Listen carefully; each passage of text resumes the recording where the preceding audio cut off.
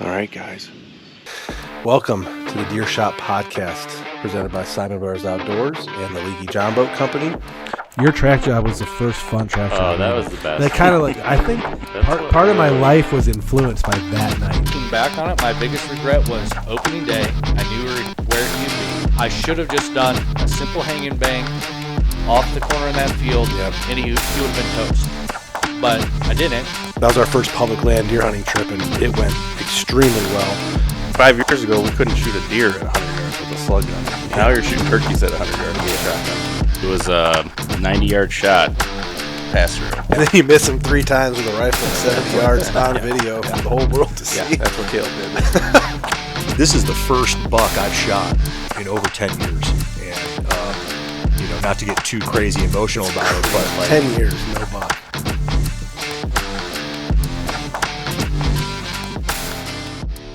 Today we are talking about 6 weeks in Montana. So it's the follow-up to our 6 weeks in Montana podcast we did a couple weeks ago. We're going to talk about all of our trips to Montana. Yeah. Hey, cheers. Haven't Cheers. seen you guys Yes, since yes. the trip. Yeah. Welcome back, everybody. Yeah. It's been a while. A month. Jay has himself a hefty glass of bourbon. It's a lot of ice. I'm going to in take my just defense. a little bit of this because In my defense, it's a lot of ice. I haven't You said had you didn't want to the, get drunk tonight because you got to work tomorrow. Yeah, absolutely. He said he didn't want to be One drunk. big glass. He didn't want to be hungover and tired. So if he Yeah, goes to bed so- early. If we get to bed early, it's fine. So we're drinking some Breckenridge, That's so good. which is Colorado-based bourbon. And we'll probably break into another bottle before this is over. Yeah, for sure. But on this podcast today, we're going to talk about all of our trips this September, pretty much the entire September. Yeah. And obviously here with Dylan and Jay, they've been on the podcast before a couple times, 1 or 2 times. Me once. Jay once, Dylan a couple times. But we'll start with just an overall, we'll start with Dylan, overall view of how your trip went before we get into the nitty gritty of all the stories. Very well for me. Very successful, I think. Learned a lot about elk hunting, and mule deer hunting was a blast. I really loved the style that we did, but overall, I think it was great. I mean, we dealt with more wind, rain, and that aspect, because in Utah we had all that issues with the wind and shit like that, so it was fun, but not as hard. I wouldn't say we roughed it as much while we were mule deer hunting, as much as we were elk hunting, but Just because of the nature of the hunt we did. yeah, because we weren't in the high country. We're more in the rolling hills, so it was a little easier to navigate. It was still hard to find deer, though. It was really hard to find deer. Find ones that we wanted to shoot. We seen some little tiny little spikes and little bunch of does and stuff, but it was fun. Elk hunting, that was a different story. So yeah, we'll get into that a lot. Yeah, but it was fun. I learned a lot. Heard bugles, watched bulls fight, seen elk. It was tough. So Very tough. yeah, but I overall it was very. I would count it as a success, even if I didn't kill that mule deer. And so. Jay, your overall thoughts before we get into the stories.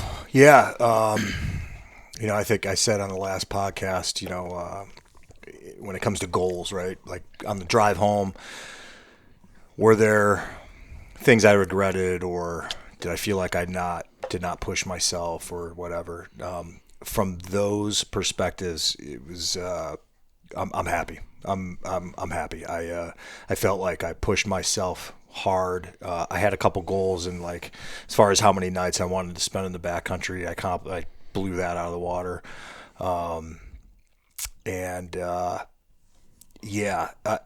I would say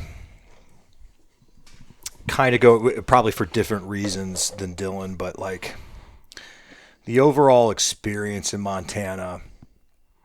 I may have reached the point of diminishing returns. I think I told you both this. Yeah. When it comes to cost versus experience. Mm-hmm. Now, the cost is obviously proportional to how long I stayed out there. But the cost of lodging, the cost of gas, the cost of just coming into town for a night has tripled, if not quadrupled, in the last couple of years. Yeah. And when you do that, you shell out that kind of coin, and then you go back to where you're not going to see anybody, and someone blows up your hunt. And you got to think you were out there for 6 weeks. Yeah, almost. 6 weeks. So we were out there I was out there for 2. Isaac was 4. 3 weeks hunting and another week of back and vacationing. forth and doing that for 6 weeks. I know just for my 2 weeks it was expensive just sleeping and eating in town. Mm-hmm. Yeah, the giant cost of fuel and food and lodging. That's what it was. Yeah, which we expected. I didn't expect. Maybe not yours. No, I didn't expect, because I was there not long ago, 3 years ago, Yeah. and you could grab a room for $80 a night. Yeah. Now I looked at the cost of Airbnbs versus hotels, and I'm like, cheaper. I might as well get an Airbnb and have Get a whole house with a kitchen. Yeah. And exactly, Do your own laundry. laundry and Yeah, stuff. I mean, it was a no-brainer, but that adds up so quick, and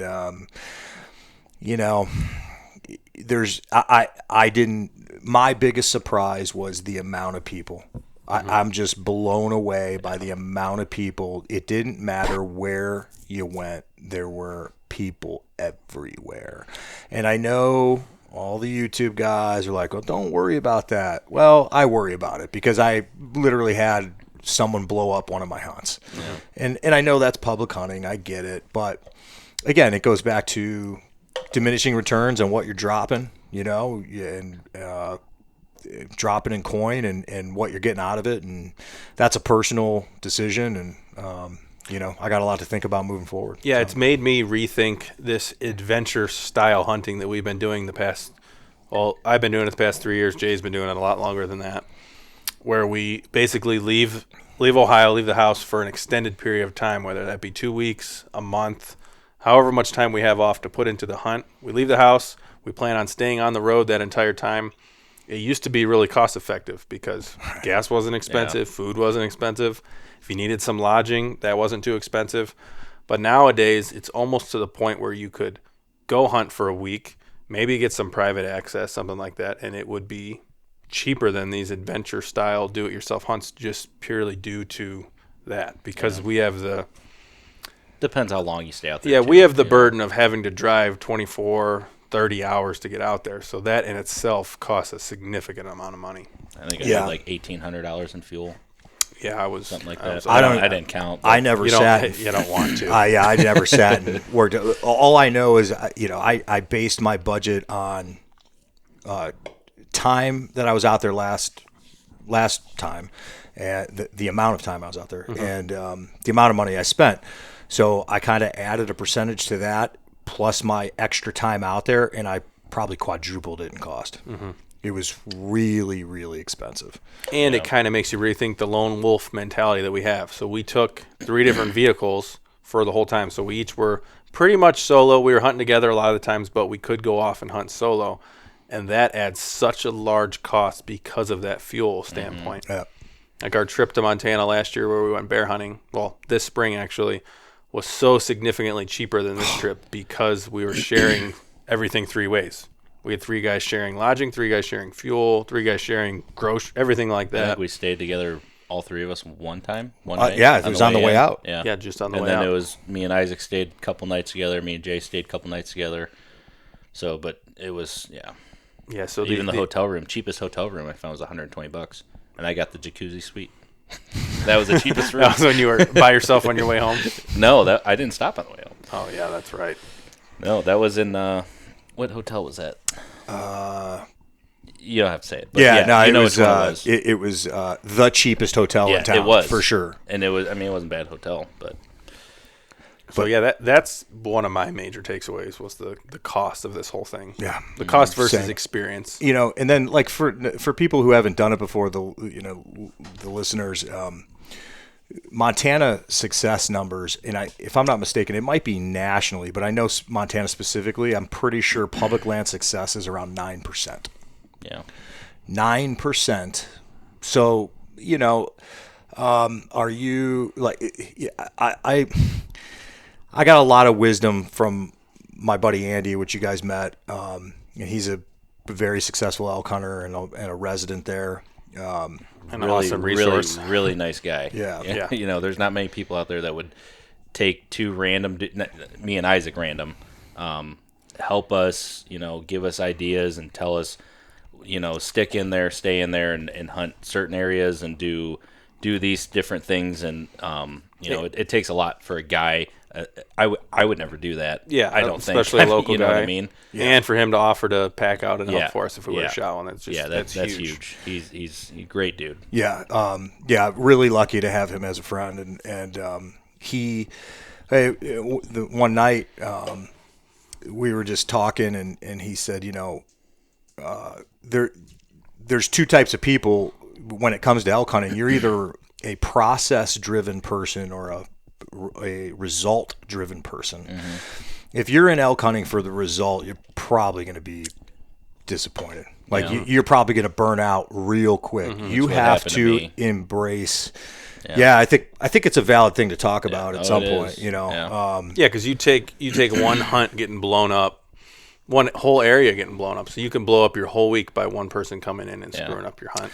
Yeah, I mean, well, why don't we get to? I think we should get to that towards the point of.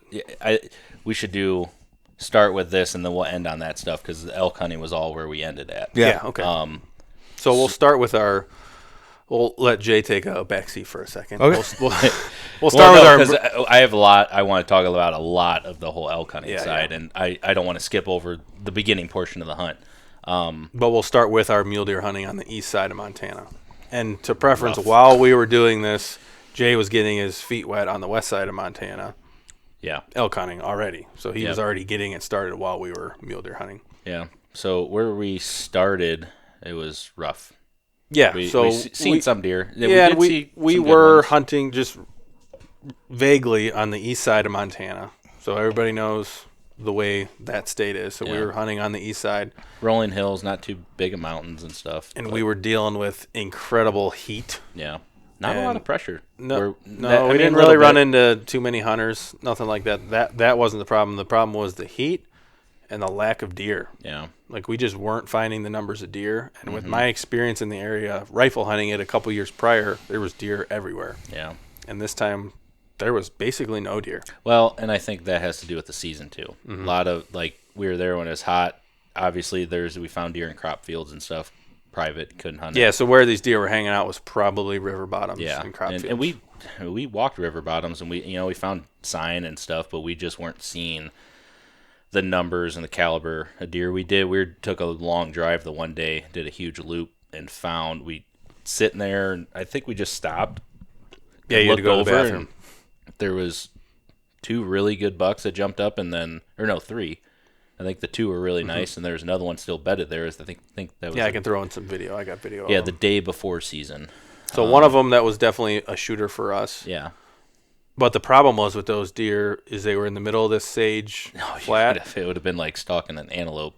But there was nothing. There was nothing to it. There was nothing to draw us to similar areas to that to find deer. It was just 3 random deer in a random sage flat.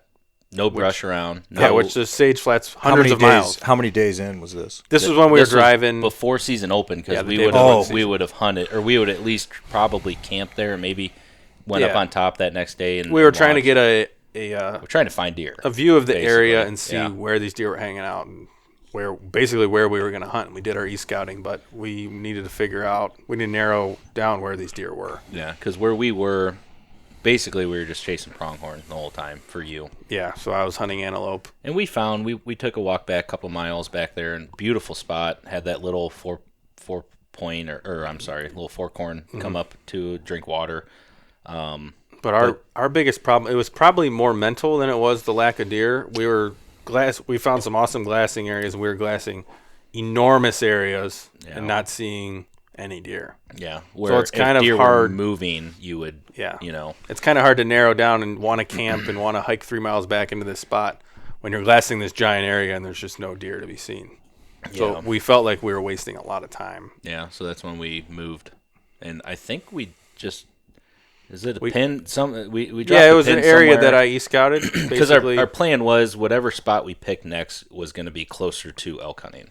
Yeah. So we just kept going, and just kept going west, basically. Yeah. So we moved maybe an hour and a half or so, and went back into that place. Thought we were going to get the truck stuck. Didn't know what the road was like, and it was not horrible going back there. Yeah, crappy road. Well, not even road. Crappy trail. Yeah. We camped back there. Super windy. I don't even remember. We camped 2 nights, I think. Did we camp 2 nights? Well, I think when we got there was opening day. We glassed that evening. We saw some deer. The next morning, we saw a couple small bucks and stuff, and that's when I went and kind of did that little still hunt. That's when you found an elk shed. Yeah, we walked this big. It was just this little drainage that went down, and it was pine trees. That was a hard thing about that area too, is there's so many pine trees, and those deer, they'd never had to get in the sunlight. They could, or in your vision at least, it'd be all moving around. Did you guys do a lot together, or mostly? No, we were together. Yeah, until we when we glassed. Then when we would walk back to camp or back to the trucks or wherever, we would split up to cover more ground. Yeah, but we were kind of glassing the same areas. So we went up. I mean, in the evenings or when we were glassing and stuff, in the mornings or evenings, we'd split up just to cover 2 different basins and stuff. But it was hard because we're seeing this area. We're like, man, these look pretty good. There's cover. There's deer. Water. We just weren't seeing deer. It was hot though. Which you have to. It was 90, 95 degrees where we were, and which first at light or deer all moving when it's dark. So yeah, it after that first morning we split up, went down this bottom, and I kind of just still hunted slowly back to camp. Took me an hour or two, and that's why I found an elk shed down there, and I was blown away, which was so weird for where we were. Yeah, and I was ecstatic with, because that was my number one thing I wanted to do on this trip, was find an elk shed. He just found it in the least and it was likely location. Beautiful. It was in the bottom. The sun was shining on it, and I looked over and I'm like, holy shit. Yeah, I'll throw in some videos so you guys could see the area that it is. But we were basically just hunting in, I guess you call them coulees. Yeah. But kind of like rolling hills, pine trees, sagebrush, and then the little coulees had lots of pine trees inside of them. Not a lot of water, a lot of cattle though, so there was water troughs around. Yep. So, but very few deer numbers for what there should have been. I think what we did that night is we split up when we glassed, and then didn't see much. I saw a million cows fighting. Yeah, little bucks. You saw some does and bucks, but nothing. Not even anything worth looking. It was just spikes or spikes with forks at the end, basically. Then we decided we'll glass one more time in the morning, see what it's like. We were just looking for a glimmer of hope. Yeah. To pretty much reassure what we were doing. Yeah. Because at this point, we were super early into the hunt, but our morale was starting to get a little low because all these expectations and everything, and you go out there and it's just it's dead. Yeah. So we were driving glass that morning. Didn't see, I don't think we seen much, a couple little bucks maybe and does, and then we decided what we were going to do after that. Try another spot. We were going to go a couple more hours west. Yeah, we were going to try to hit a river and find some public that went near a river. Yeah. Oh, that's right. We were going to go north. So we were driving out, and Isaac. I'm up there filming. Well, we're in two separate trucks. We're two trucks, right? And we're driving down the road. Can I ask something real quick? Yeah. So, like, with it being as hot as it was, did you guys make water a focus to like look for and like try to key in? The only water was cattle trough, but they were everywhere.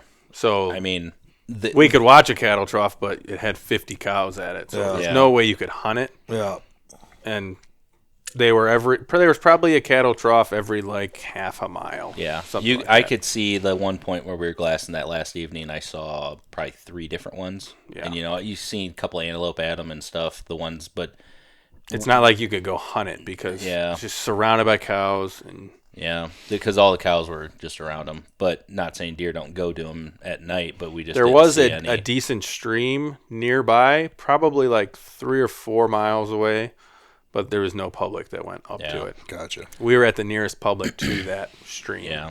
So then we packed up, right? Just started heading out, and we were gonna go hit another area BLM. Yeah, and then we get to the top of the hill before we drop down, and Isaac gets out, and he's like, "I'm gonna mount my GoPro to the top of the truck and do it." Video. Doing my little filming. So he gets out, does that, and he's just hammering down, and he just has bouncing everywhere, and I'm like, Jesus.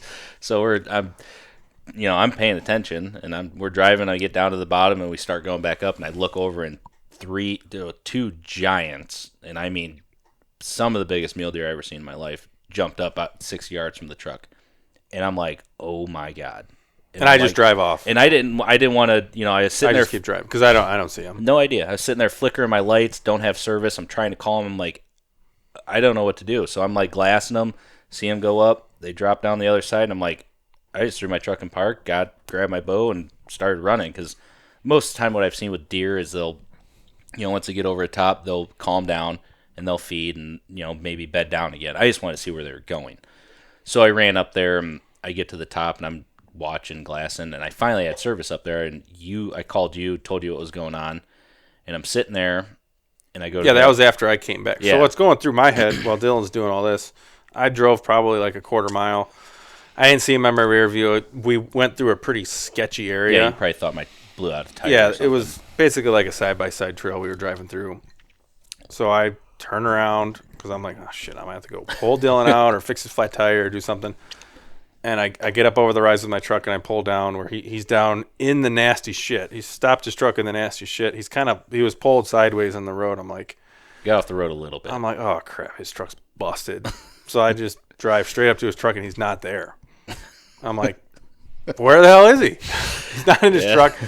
And then he starts calling me, and he's up on top of the hill. And then the story picks up. And then I went to get my binoculars to glass, and I didn't have them. And I was like, he lost his binoculars. Are we 15 minutes in? Yeah, you can. I was like, motherfucker. I was so pissed, and because it was open down through there. There's 3 little fingers that went down, and I was like, I can't glass it. I'm like, I cannot believe that. So I talked to Isaac, and I was like, bring my binoculars up here. And I was like, bring your bow and everything. Met him back at the truck, got him. Go back up there. I'm like, they didn't, they walked over this hill. They didn't run. So we get up there, and I'm like, I think you should slowly creep around this backside, get on top. Yeah, so it's a big basin that has these ditches through it, basically. Like these ditches that are 20 to 30 feet deep. Yeah. So you can't see down in them. The only way you could see down in it is standing on top and looking straight down. And there's all sorts of pine trees and stuff. So we knew the deer went in there. I'm going around to get on the escape route, and Dylan was going to start still hunting through. Yeah, just to see if I can get eyes on some of those little see basins. Where they were going, or because I don't know if they blew through there, went up the other side, or what. So he was up there, and when we were mainly hunting mule deer, we had service most of the time, so I didn't turn my inReach on. Yeah, we're not in the back country. Yeah, we're in cattle country. Yeah, that's where we are. We split up, and I thought I remember telling you, I was like, just stay up there, hang out, see if you see them blow out. And this is the classic. It happened to us in Idaho. We have our inReaches, we have our cell phones, we have service. Sometimes we don't. It gets to the point where we don't have contact because someone's in the bottom and doesn't have service. This other person's not checking their inReach. Right. Yeah. So we're completely separated at this point with no communication to each other. So I start creeping down. There's finger to my right, one in the middle, one on the left. I'm like, if I were them, those deer would have went either right into this middle one or right into the left one, the way that they were running. And this is midday. Yeah, midday. So I creep down on the right side. I'm on top of the ridge, and I'm glassing. I glass up a deer bedded, and I'm like, no way. Because I thought it could have been them, and I was like, maybe they're not bedded that soon. But it ended up being a little buck. Could have shot him. He was probably 65 yards in a bed. So then I'm like, okay, glass that finger. Kind of came back up, and we're working super slow, Come up to the second one. Nothing down in the ditch, but I look across and Isaac's on top. So I look across and I see like a butt standing there, a white butt, and I glass and it's them. And I'm like, holy shit. And I'm like, if Isaac's up there, he's 30 yards from him right now and he's gonna kill him. And I'm sitting there, I'm trying to call you. That's when I turn my inReach on. Trying to call you, no answer, and I'm sitting there and I'm like, well, they have no idea I'm here and I don't know where the fuck Isaac's at. I waited probably 15 minutes or so. And I was like, I'm just gonna start still, going down. So I went down and I kept ranging. I got, I think, 98 or 100 yards from them. And then I was pretty open, vulnerable, and I just kind of sat there, and then they worked their way up to the top, and I'm like, oh my God, if Isaac's up there, he's going to kill him. So long story short, I never got close to him, never seen out where they went up. And I never saw him either, I don't think. Yeah. It turns out I was much further down the ridge. So I was way further down the ridge on their escape route. They happened to not go They as went far. behind you, I think. Yeah. So I pretty much went right past them. Yeah. So. But huge area, pine trees. There's no way I could have saw them. Yeah. Unless I was... No. But you had to have been close. If the way everything played out, he had to have been close. So we ended up regrouping and. Well, I have a story from that too. Oh yeah. Because I went all the way around. I'm waiting for Dylan this whole time. It's probably an hour has passed, maybe. I'm waiting for Dylan to come up out of the bottom, which he never ended up doing. I don't think. I stayed high because I wanted to be able to glass down. Yeah, and I was glassing the bottom from my side. I saw two little bucks meandering around, and then I hear a stick break, and I look to my left, and there is an absolute giant. It could have been one of those. It could have been one of those. Yeah. Absolute giant, biggest mule deer I've ever seen. Yeah. Big 4x4, standing there staring at me. I knew he was in range, but he was real far, so it's not like I could just pull up for a shot. Pull up my rangefinder, he's at 72 yards. So I dial it. He's already busted me at this point. There was no way I was going to be able to sneak any closer or anything. So I dial my yardage and pick up my bow, and as soon as I do that, he just kind of flicks his tail and walks off and goes down into one of those coulees, and he's gone. Yeah. But this thing, it was like seeing something you couldn't believe, like seeing a dragon. No, I'm telling you. Like I turn around and it's just velvet, 4x4, probably 28 inches wide. Yeah. Tall, bigger than the deer we seen in Utah. But the highs and lows, right? Like you go guys from getting frustrated, and then it takes that moment to just it was, and we were hooked. We stayed there for like 4 days, and I couldn't believe it was like seeing something that was mythical. I couldn't believe what I was seeing. I was expecting to see like a buck I shot a couple years prior, like 110 inch 4x4, an eastern Montana mule deer, and this thing's standing there. Giant, like if I had to guess, he was 170s, 180s, just a giant. And I would put the biggest one I seen, and it could have been the same one. He was just a big 4x4. Yeah, I would have put that one at 170s, 80s, and the other big one that was with him was every bit of 160s. Yeah, I would imagine. Huge mule. It just caught me so off guard. Even if I would have been able to get a perfect sight, I wouldn't have known what to do. I probably would have shot him in his antlers because I was staring at his antlers. Yeah.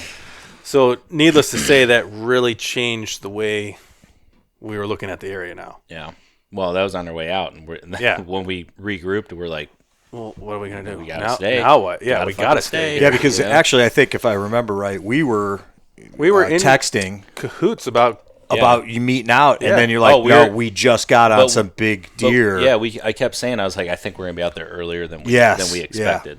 Yeah, because just the way the mule deer hunting was going, we're like, it's so hot. I mean, we were probably let's go elk hunt, 5 days in by then, 6 days at least of probably 3 days of scouting. Yeah, since 3 days of hunting.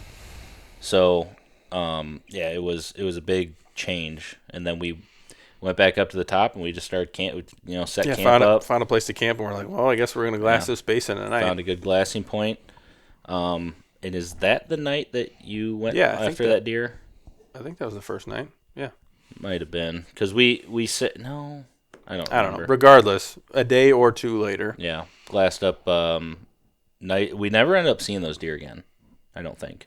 Which ones? The big ones. The velvet. No. Well, no, probably not. I don't think so. We've seen a lot. There's a shit ton of deer in that, and we couldn't understand why because everything else looked like that. It was basically just a basin with like a spider web of coulees going but through come it. to find out, there is a 15-foot water hole in the middle of it. We did end up finding that some water I down found there. when I was kind of still hunting through that bottom. But the bottoms were like a maze. Yeah. It wasn't like a basin with a creek running through it. It was like like a spider web in the basin, basically, of these 30-foot deep coulees. Yeah. So I think that was the evening we set up on this beautiful. I mean, it's perfect glassing point. We could see everything. We were super up high. And sun was behind us. We were in a shadow. Everything was perfect. Yeah, we could bail out and go stalk if we had to. So we saw that one. It was straight across from us. Really nice 4x4 stood up, and the only one out of velvet. And I think that's when you backed off and you went around. Came up. Yeah. So Dylan saw this. Dylan spotted him, but he gave me the first stalk because it was a deer that he has some deer like this on the wall. So I've killed a couple deer like that, and I was, Yeah, so he gave me the first stalk, which was pretty cool. But that first stalk, it was going well. I went all the way around. I was going to get above him. He was in a pretty decent area to get above him. Yeah, you could have got behind him too and came up with it. It would have been perfect, and I think the wind. Yeah, I hit this giant. I wouldn't call it a saddle, but it was like basically like a ravine that connected the two basins. So like a really deep saddle. Yeah. It wasn't like just a little, like it was a super deep ravine.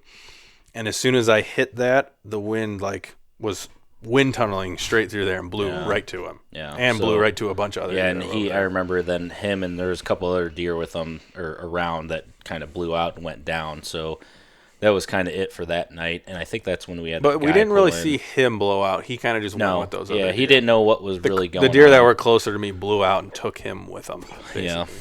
So, we had that guy pull in. That was that night. There's a guy that came in. Yeah, we had another hunter come in on us. Yeah, driving, but he only stayed for a day. It was really weird. I don't know. He might have buried a body back there. I don't know. It's possible. Cool. So he drove in. He had all camped. these totes and shit, and he drove in at night. So I don't know. Not even time to 45 minutes before dark. Camped for the night, and then left the next morning. Yeah. So we don't know what he was doing. Weird. So go to the next day. We were going to glass the same basin. Yeah, we decided to glass that. Which was really convenient because our glassing area was only 200 yards from camp, probably. Yeah, it wasn't far at all. Just up a little ravine. So. Yeah, and the way that we had camp set up too is there's a big hill blocking it. Our wind was blowing.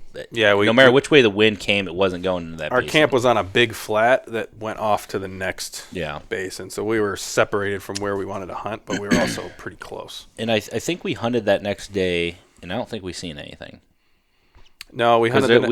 That wasn't the day I killed. No, you didn't kill for 2 days. Yeah, it was like we were there for 2 or 3 days hunting. We seen some small bucks and does and stuff, and I think that's the day we decided to kind of still hunt because you went around, and that's when you saw another. Yeah, we decided to split up. I was going to hit another basin and glass the other basin. Yeah. And you were going to keep continuing to glass that same basin. Yeah, I saw a nice first light. Yeah, and I saw a nice big buck that morning. I saw one too. That 3-point came out the one side and ran, but you never ended up seeing them. Yeah, I saw I remember it was a big velvet 3x3, big, wide and tall, but no eye guards, and he's just a 3x3. But he saw me, I think, when I was setting up in the morning. Yeah. So that we did split up that morning. And I think that's when we ended up kind of still hunting down through. I am a big fan of still hunting, if you haven't noticed, especially for mule deer for some reason. He likes to creep around. Because when you're ready, if you are in them and they jump up, they usually don't bolt. They will get up and, bound 20 yards, and you're usually within 50 yards. Yeah, and the country we were hunting, I'll throw in a bunch of video of this too. It wasn't super conducive to glassing. Yeah. Because you could get up high and you could see, but the way the terrain was, there was so many of these deep coulees. There could be 40 deer on the other side of that hill, and you would never see them. Yeah, the only way you're going to see them if they come up to the peaks, basically. So that's when we kind of went down. We got a hold of each other. We both ended up meeting in the same spot. It worked. I kicked up probably 2, 3, 4 deer or something like that. And I walked 10 yards from a doe and a fawn, and they had no idea. I was just creeping through there. So that's when I found that deep hole in there. But nothing that day. And then I think that night, didn't see anything. We glassed that. And then we were debating on moving basins or moving around a little bit in that same area. So, and I think we split up that next day too. Yeah, so we split up the next day, and this is when you glassed the deer. Yeah, or actually, no, the night before was the wind. The wind came through camp. A storm came through. Yeah, and I have an awning on my truck, off. so we're just sitting there eating our freeze dried meals into this awning, and we keep hearing hear the wind far away. This is probably gonna be bad. We're just eating, and then all of a sudden it just slams into us. I'm standing under my awning, holding it like this in my boxers. The rain is flying sideways and hitting us. I'm keeping the awning. We finally got the awning folded up. Luke's tent stayed strong. Yeah, the Coleman survived. Shittiest tent in the world, the way they designed it. Can't get 2 fucking cots in there to save your. He's got to step over my head to get out every time. That's awesome. Yeah, but it did survive. So, yeah. Regardless, we had some weather, and I think that was kind of a good reset too for the deer. Yeah, because we'd been blowing that area out a little bit. We'd been walking all over. But we just couldn't. It might have been. How long were we there? Was it 3 days? Before 4 you days? killed, it had to be 3 or 4 days. Because I think we were there. I killed on Tuesday or Wednesday, so we were there Saturday afternoon, and then we were leaving Sunday afternoon. We were there Friday afternoon, the day before the season. Oh yeah, that's right. So we'd been there for some days. So we've been there, and in the wind up there, they can say the wind's coming out of here, but we get up to our glass support and our wind is blowing right down into the basin. So it was tough at that point, but that next day, we survived the wind.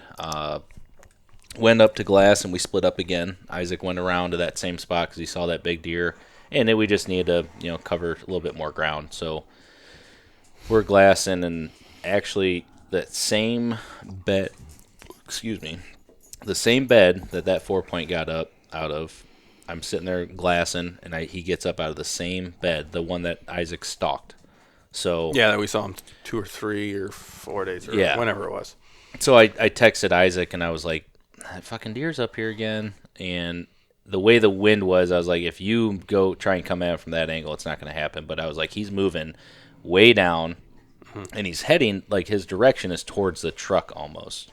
So I'm sitting there watching him, and I watched him for 2 hours probably. Yeah, and I was actually in a perfect spot to where if he would have bedded where he was, if he would have could have got right above him and shot him, but he was moving the whole time. It was weird. And he met up with a bunch of deer down the bottom. I lost him. I found him again, lost him. Following a doe around. Yeah, it was weird. He bedded down once for literally 20 seconds. Yeah. And got up. Yeah, we watched him do that. And I was skeptical about.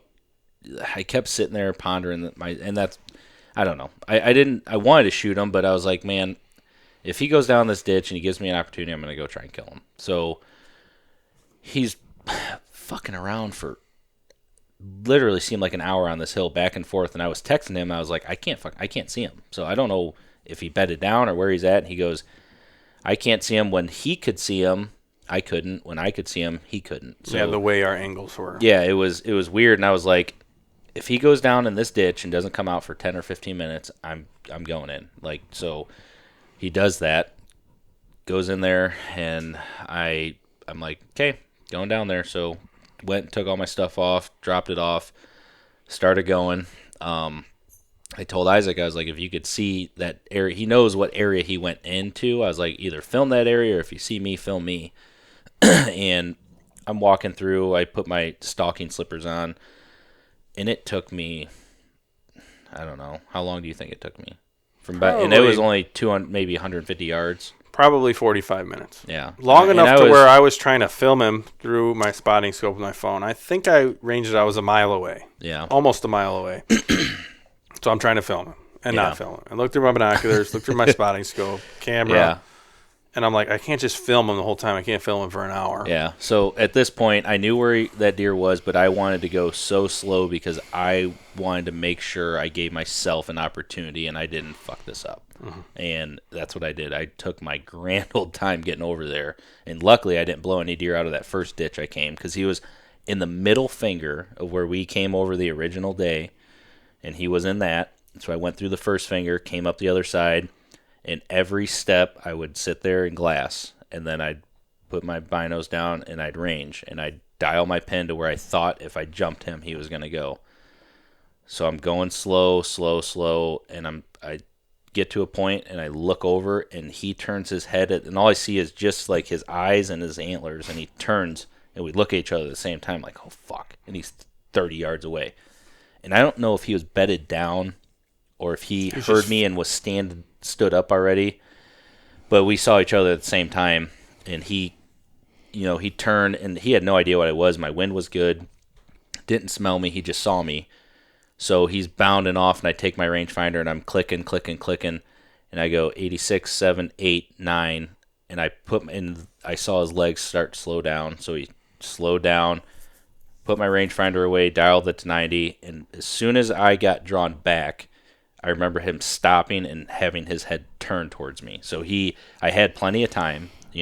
Mule deer, I've never had a mule deer jump the string. And I don't like to shoot long distance. And when I shot that far, I told Isaac, I was like, I feel like an asshole because I shot deer that far. But I was confident in myself. That they don't jump the string. But I was confident in myself. I shoot that far all the time. I shoot 100 yards. You guys say whatever. Yeah, we shoot out here all the time. But I'm confident at that far. Wind was not a factor. It wasn't blowing. And settled that pin, pulled the trigger, and he stood there like a statue. And I watched my arrow go up and disappear into his body. I didn't have a nocturnal on or anything or lighted knock, so I was like, it looked like I smoked him. And I turn around and I look up and I'm glassing at Isaac and I'm pumping my fist, and I was the happiest person in the world because I'm like, I cannot believe I just did that. And while he's doing this, so I'm watching him the whole time in spotting scope. I'm up there for, it seems like an hour in the beating sun.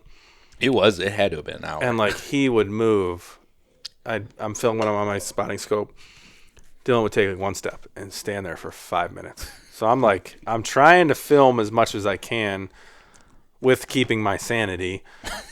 And then I didn't see the buck, but I saw the doe that he was with. Dude, I picked that hillside apart like you would never believe. I guarantee that's the only way I killed him is just my patience with it. I remember I had my phone up in my phone scope looking right at Dylan. I was filming him, and then I would turn it off because I didn't want a 25-minute video. And then I saw the doe get up. So I'm looking at the doe in my binoculars. I still have my spotting scope and my binoculars, or my spotter and my phone on Dylan, looking at this doe, and she does the sit up out of bed real quick and look over. And I'm like, oh shit, she saw Dylan, he's gonna spook. And then I look at my phone, and I could see Dylan fist pumping in my phone, not recording, of course. So I missed the shot on my phone, but then I started recording shortly after that. And I see him fist pumping. I'm like, shit, what happened? I missed it all. Because I'm looking at this stupid doe. Well, so when he went over the ridge, and then I saw a deer literally like the same line as him, and I couldn't tell what it was. I just saw a deer go up to the top. That was the doe. I didn't know that, so I saw it. I'm like, dude, it looked like I smoked him. Yeah, because I was watching the doe, and I seen her bound up and go over the top, and I'm looking for the buck, and I never saw it. Well, then I called, or I had service there, and I called you. I was like, did you fucking see that? And he goes, no, what happened? I'm like, I just smoked him.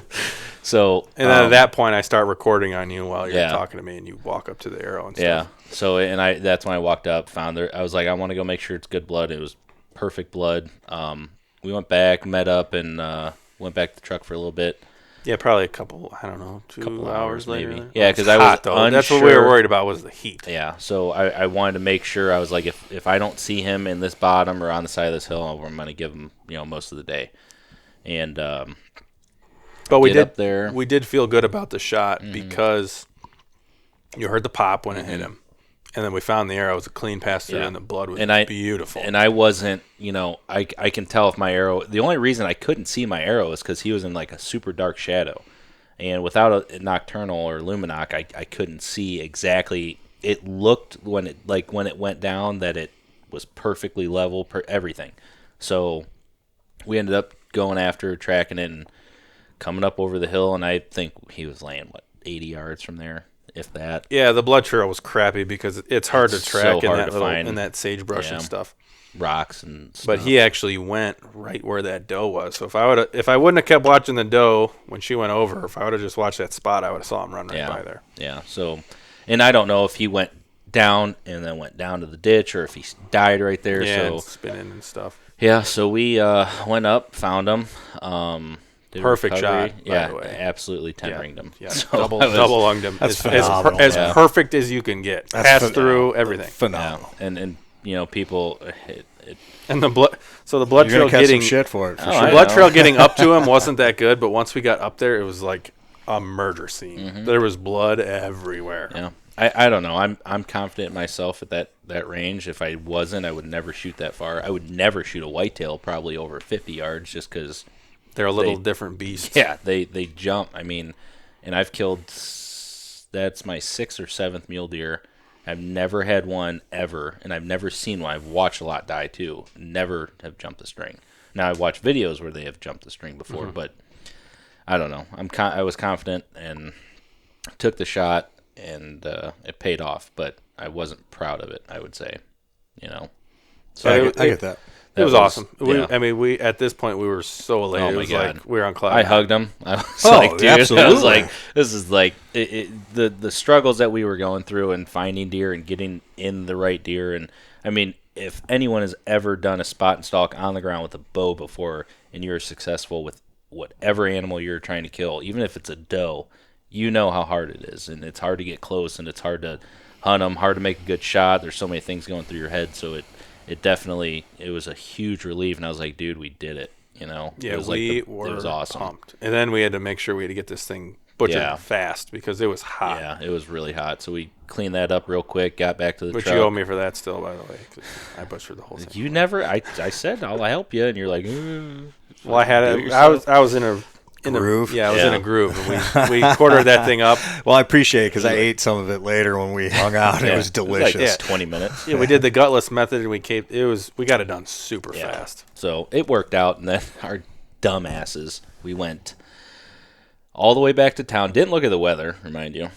Went back to town, dropped Oh the my deer gosh, off. I forgot. It was about an hour and a half away or something, maybe hour and 45. So we dropped it off to a butcher, and he said I can come pick it up on my way home. Yeah, we from were gonna Alpine. get lunch. Yeah, we did. Chill out. We stopped then and hunt ate the lunch. evening.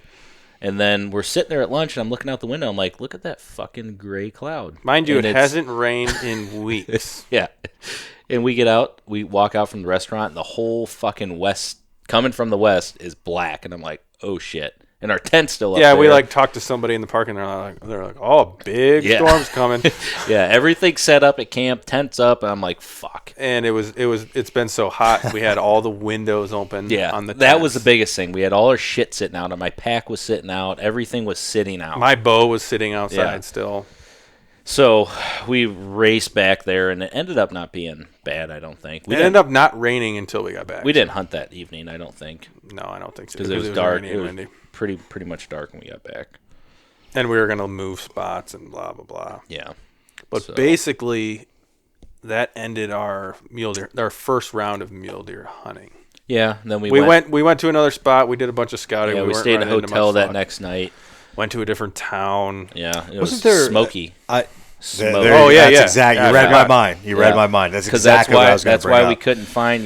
We went north we of there. we moved towns and went to this giant public land piece where we ran into that bird hunter and stuff. Yeah, And the smoke was insane. It was like someone lit a bonfire right next to you. That's yeah. how it smelled. You couldn't see 200 yards. So maybe. you guys texted me and are like, "What's your visibility?" I'm like, "It's fine." Yeah, I was like, Yeah. can And you obviously, fucking I don't. see? I don't know what's going on. Mm-hmm. But turned out there's a huge wildfire between us. Mm-hmm.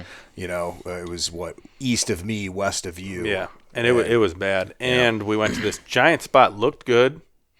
Nothing. Seen a couple. The one, well, not that spot. We seen some turkeys. We did see a lot of turkeys in that spot. Yeah, that spot looked really good. Yeah, it was We like a walked spot around with a little huge bit. water hole, like lake, and there was There's cattle. a couple lakes. There's But we didn't even see a single deer track, let alone. no. We walked around all those little ponds and didn't see anything. So that pretty much sums up part one of our mule deer hunting, I would say. Yeah. And from this, we move on to elk hunting. Yeah. Good time to take a pee Drove- break. Yeah, we're going to take a break. 6 hours.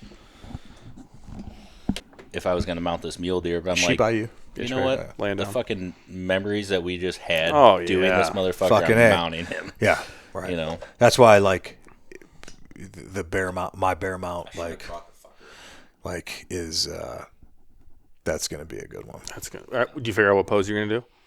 No. So I texted him. He asked me. He goes, "What are you thinking? What are you bringing me?" I said, "I'm thinking front half with paws." And he said, "Oh, good. I got some good shit for that." Good. So, and we haven't gotten past that because I want to wait till Iowa. If I kill something nice in Iowa, so I don't want to make 2 trips down there. You've been to that trip. It's is it going on the unimpressive wall? It will go on the wall. Yeah. All right, so let's get back into this. This is going to be. We're recording.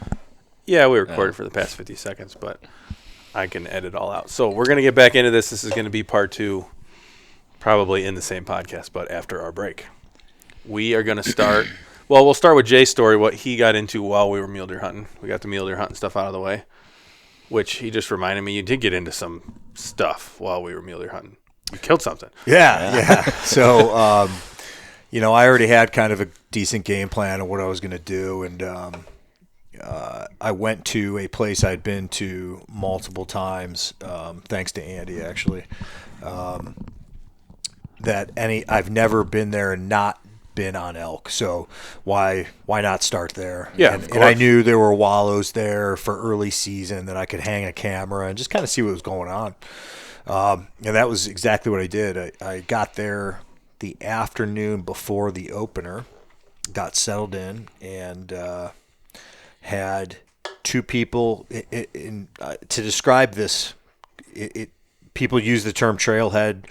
This is not a trailhead. It's a trail that just kind of dies out. So, well, you saw it. It's not like trailheads when you look at compared to the trailhead we've been to, right? Where it's like a cow path. Yeah, after. right. Yeah, I mean, the truck stopped and it was just that's it. Yeah, that's it. So, in my opinion, it's strictly my opinion, there's etiquette involved in this kind You're of gonna shit. get shit for it. So. And of course, absolutely. How dare I, being a non-resident, have etiquette? Yeah. Have ideas of etiquette.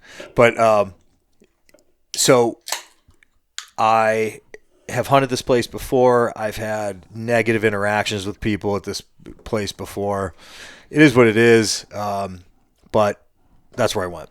And then had 2 people come in on me, talk briefly, and say, "Hey, man, you're here. I'm out of here." Mm-hmm. Super respectful. What we would do. What I would definitely do. Normal public land etiquette. Yeah. And I would understand, like, there's a lot of public, but honestly, I think it really does. The size of the trailhead matters. Like, size matters. You know what I mean? Yeah, if you're at a trailhead and there's a giant campground and like portable toilets and stuff, and it leads to a mountain of hundreds of thousands of acres, obviously, lots of trucks there. This ain't that. This is it's backcountry 2-track that just fades away. If you see one truck there, I would never, 100%. So, but whatever. Because there's only one way to go up. That's it. You're not going to hunt around the sides. It's very limited. And in the term of in grounds of backcountry hunting, it's pretty small. Mm-hmm. Like small when area. You consider that. Yeah. But whatever. So 2 people came in, talked briefly. They totally respected it that I was there, and they left. Another individual came, shirtless, drunk. Maybe he wasn't drunk, but he was drinking. He offered me a beer when he pulled in. Ultimately, a pretty decent guy, actually. He's just fucking off, I mean, he's there. He figured out how you can handle driving on those old roads for hours. Yeah, right. Probably easier drinking drunk. So, honestly, like, not a bad dude at all. But he, in not so many words, just said, "I'm here. Yeah, this is where I'm going to be at." So I said, "All right, man." Which, all right, more power to him. Yeah, okay. So I said, "Well, let's work together, not against each other. Let's coordinate, and that way we're not on top of each other or whatever." And we did that, and that was that. Got up the next morning, opening day, and it was more of a scouting trip than anything. Made a slow way back to the wallows, hung a camera, did some light calling, and there wasn't a lot of sign like I have seen in the past. They're just, in the past I have seen carpet layers of fresh sign, scat and rubs and prints, but there was none of that. So I wasn't like, I'm not sure what's going on here this year. Granted, it's September It's early. 2nd or 3rd, whatever the opener early, was. yeah. Yeah. Early. It's early. It And might have even been August 31st. Because maybe. we left on August 30th, so. No, you took another. Oh, you took another day. there. Okay, so Yeah. September 1st, most likely. Yeah. Whatever. It was the elk opener. I know that. I'm pretty sure about that. When that was like the 2nd or 3rd. Yeah, 2nd or Because 3rd. I think the first was a Thursday or Friday. So, say it's about 4:00 in the evening. I think at that time it was getting dark about 6:30. Start making my way back, and don't even have my bow in my hand at this point. It's stowed away in my pack. I start making my way back, and I see some movement in front of me, and I'm like, holy shit, there's a black bear right there. So it's in some thick stuff, flipping rocks, and I'm like, well, this is probably not going to work out, but why not give it a try?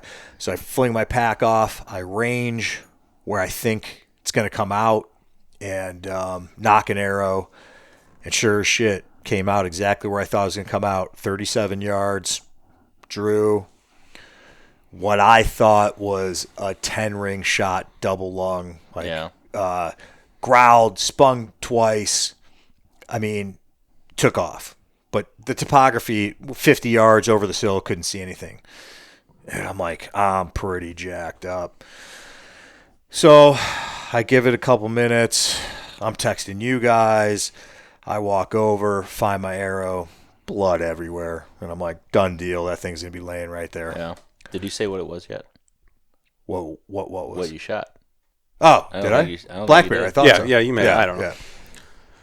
So black bear. The black bear for us in general has a long story. We'll talk about it after we finish this. So part. yeah, if you didn't listen to the previous podcast, we had been out in the spring, and that So we had a tag and everything. Didn't tag out, so that tag carries over into the fall for archery, and then later on for a later rifle yeah. season. So I just didn't want people to think you're meandering through the woods shooting fucking black just because we had a tag. Montana. Yeah, he had a leftover tag that he did not fill. So, So 2 hours later and 260 yards later, I'm like, oh my God, this is clearly not the shot That's I thought crazy. I got. And it's starting to get dark, and I'm not about to track wounded bear in the dark By in yourself, the mountains in the by backcountry. myself. Yeah.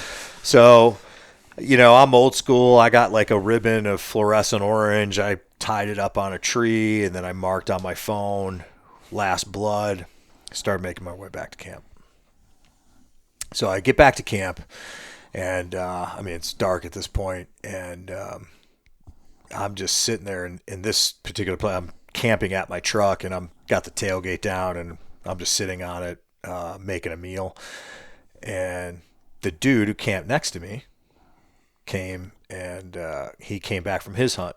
We'll just call him the drunk guy. Yeah. Well, maybe probably not too fair, but whatever. He comes up and he goes, "Hey man, did you see anything?" I said, other than the black bear I shot, I have not seen anything. And he goes, "Get the fuck out of here." I'm like, "No, I shot him." He goes, "With your bow?" I'm like, "Yeah." He goes, "Dude, I found a dead black bear." I go, "Fucking what?" That is the craziest story I will ever hear. He goes, "I'm not shitting you, man." He goes, "I was making my way back from the Wallows, which is exactly where I told him I was going, where he said he was not going to go." Yeah. And Where he went. He went. But hey, man, it all worked out. That's crazy. He goes, "No, I walked up on this dead black bear, and the only discrepancy we had was I thought it was big. He was like, it's not big." Yeah. And I'm like, well, it's still pretty like, what are the chances type thing. He goes, no, it freaked me out because we're in grizzly country. He goes, I thought another bear killed it, and I got out of there. Yeah. And I'm like, cool, man. But do you think you could take me back to it in the morning? He goes, I can take you right to it in the morning. He goes, I just happen to be tracking on X. I have my tracks on, so I'll just follow that back. We'll find it. And remind you, that place, if you get fucking lost, It's dude, it's like the Bermuda Triangle. It's really weird, man. Yeah, so you get very lost in a hillside that it looks all the same. Yeah, it's weird. So in the morning, got up. I don't know if he was a little hungover, but say you had to wait. He was texting us, or he was texting me and Isaac saying, he's like, I can't go get this motherfucker. Won't wake up. And it's like 9:30. Yeah. He's like, he's sleeping. And there was a storm coming. Yeah, and that was your biggest thing. I really was pretty confident we're going to go find this thing, and I'm going to have to pack it out. And it's 2.5 miles, and I did not want to pack this thing out in storms. Pouring rain. But so I finally I woke him up. And he's like, "Oh shit, man! I overslept." I'm like, "Shock." So we made our way back there, and he took me right to it. And it was my bear, and it was not a big bear. So he was right; it wasn't big. But if anybody knows bear hunting, they all know all too well the ground shrinkage that occurs. Yeah, but black bears aren't. They don't get huge. I think people have a misconception of black bears. They're like fur. You got to think of like their fur, and you're thinking of like when people go hunting, they're hunting deer. Their fur's not as thick, and the actual size of them is It's so but I couldn't have been happier. So I thanked him profusely, and he went on with his hunt, and I did my thing and got him butchered up. It ended up being a female with no cubs.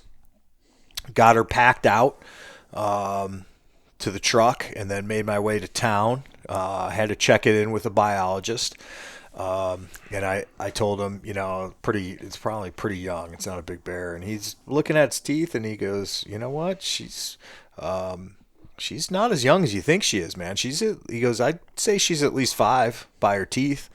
And I'm like, no kidding. He's like, yeah, and he looks at her teats, and he's like, well, I believe you that she didn't have any cubs because they're not being used. And he's like, she's just a small female, that's all. Yeah. Mm-hmm. He's like, nice job. Shook my hand and pulled a tooth, and awesome. Got on my way and took it to the processor, where I proceeded to get raped. I forgot about this. Yes. Yeah, there's no other way to put it. So I got raped. Drove 6 hours east and dropped it off and went back. I would, had I known the price, I would have drove up to Missoula. Tell a little bit about that. Like what? So you just dropped it off? Yeah. So I called around a couple places, and there weren't. It was a lot of places. It was opening weekend, so a lot of places had a lot of elk already. Mm-hmm. And they didn't want to take a bear. They weren't going to take a bear. So I called this place, and he said, yeah, sure. Seemed like a super friendly guy over the phone. It was about 45 minutes from where I was, and drove out there and talked to him for like an hour. Super nice guy. I mean, couldn't have been a nicer guy. And had a nice setup, very professional looking, and he's like, so what do you want done? I said, you know what, just grind it all. I don't want anything added. And, I think I ended up getting like about 30 pounds of meat out of her. Mm-hmm. And I said, but I do have one favor. Do you think you could hang on to it in the freezer till I'm ready to pick her up? And he said, absolutely, no problem. Yeah. He said, I got plenty of freezer space. I'm like, great. So like skipping over what transpired hunting-wise and going to me picking up the bear, I never asked what it would cost. I just, I was thinking $100, $150. It was maybe an hour's worth of work. Yeah. So because it was already skinned, already quartered. Yeah. It was just not. Yeah. Basically, it wasn't deboned, but it was all they had to do is debone it and grind it feed it. And to put this in perspective, my bear that I did 2 years prior in the spring for the same service cost me $50. They took my meat, they grinded it. I didn't even jerky made out of my deer, and it cost me $280. Yeah. So he got the same service as I did. Mine cost $50. They grinded it, they packaged it, they held it for 2 weeks, and I picked it up $50. What did yours cost? So he hands me the receipt after talking for a while, and so like I said, super friendly guy. He hands me the receipt. I said, I think he gave me the wrong receipt. I hand it back to him, and he looks at it. He goes, "Oh, that's yours." And I go, $400? $400? And he goes, "Well, I mean, a lot of people don't even take bear anymore." And I'm like, I honestly, I'm very rarely speechless. I'm very rarely speechless. And I just didn't know what to say. And I didn't know how to react, argue or react. I was completely taken aback. And I go, "Hey, what do you charge for an elk?" Yeah. And he goes, $500. And I go, "So something 10 times the size only costs $100 more?" Yeah. I mean, he saw me coming from a mile away. He saw me as a non-resident that he could take advantage of. Yeah, no other choice. And I guess my only choice was what, Andy suggested. He was like, "Tell that fucker to keep the meat and walk away and put him in a spot." But I don't have that in me. I killed that animal. I want that meat. It was what it was. I paid it, took the kick in the sack, and that's rough. Yeah, that's rough. Yeah, and just to grind everything too. I mean, it's literally an hour of work. Yeah, I mean, for my mule deer, I think it was like $280 or $300, and they cut into steaks, individual packs. They did smokies and you had shit. Well, you had custom meat. Yeah, Yeah, I mean, it was they did a good job, and it was I thought a fair price. I was expecting around $300 for all that. So, to go from $300 and then all they're doing in half the size of a deer probably, or a quarter, I mean, or a third 30 of the size. pounds of meat. Yeah. Mm-hmm. It's not a lot, Yeah, but that's crazy. it was what it was, man. Yeah. So that's the unfortunate part. There's good processors and there's bad processors. Yeah, we found a good one.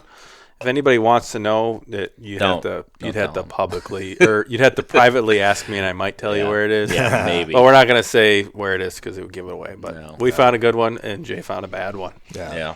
Well, you live and you learn, and it's Yeah, and honestly, it is my fault because I didn't ask. Next time hey man, lesson learned. I just had this crazy assumption of what these. I've been doing this a long time. Yeah. I know what it typically costs. Well, you also called couple people before and you can't and then you finally found that guy to take it and you're like, yeah, fuck it, I'm just gonna take it. Right. Right. Yep. So that's he probably knows people don't take it. That's the bear saga. And that caps a 2 trips to Montana. Jay missed a bear year one. Year two was a shit show, which we'll get into eventually. We have a whole story to tell on our spring bear hunt, but it was a shit show.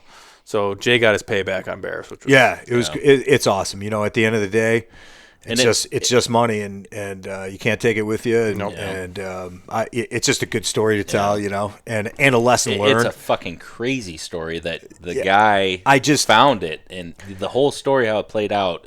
That's wild. If you've ever been on a mountain, the chances of one person that you're walking camping up next to on 125-pound bear and find it, and then be camping next. I mean, the guy that shot it. It's insane. It's insane. That is insane. Yeah.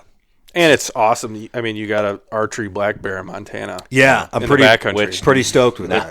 Not a lot of people get. So that's pretty stoked. Yeah, so that's getting put on the wall for sure. Yeah, no, that's awesome. We were super happy for you. I was just pissed that we weren't there. To help.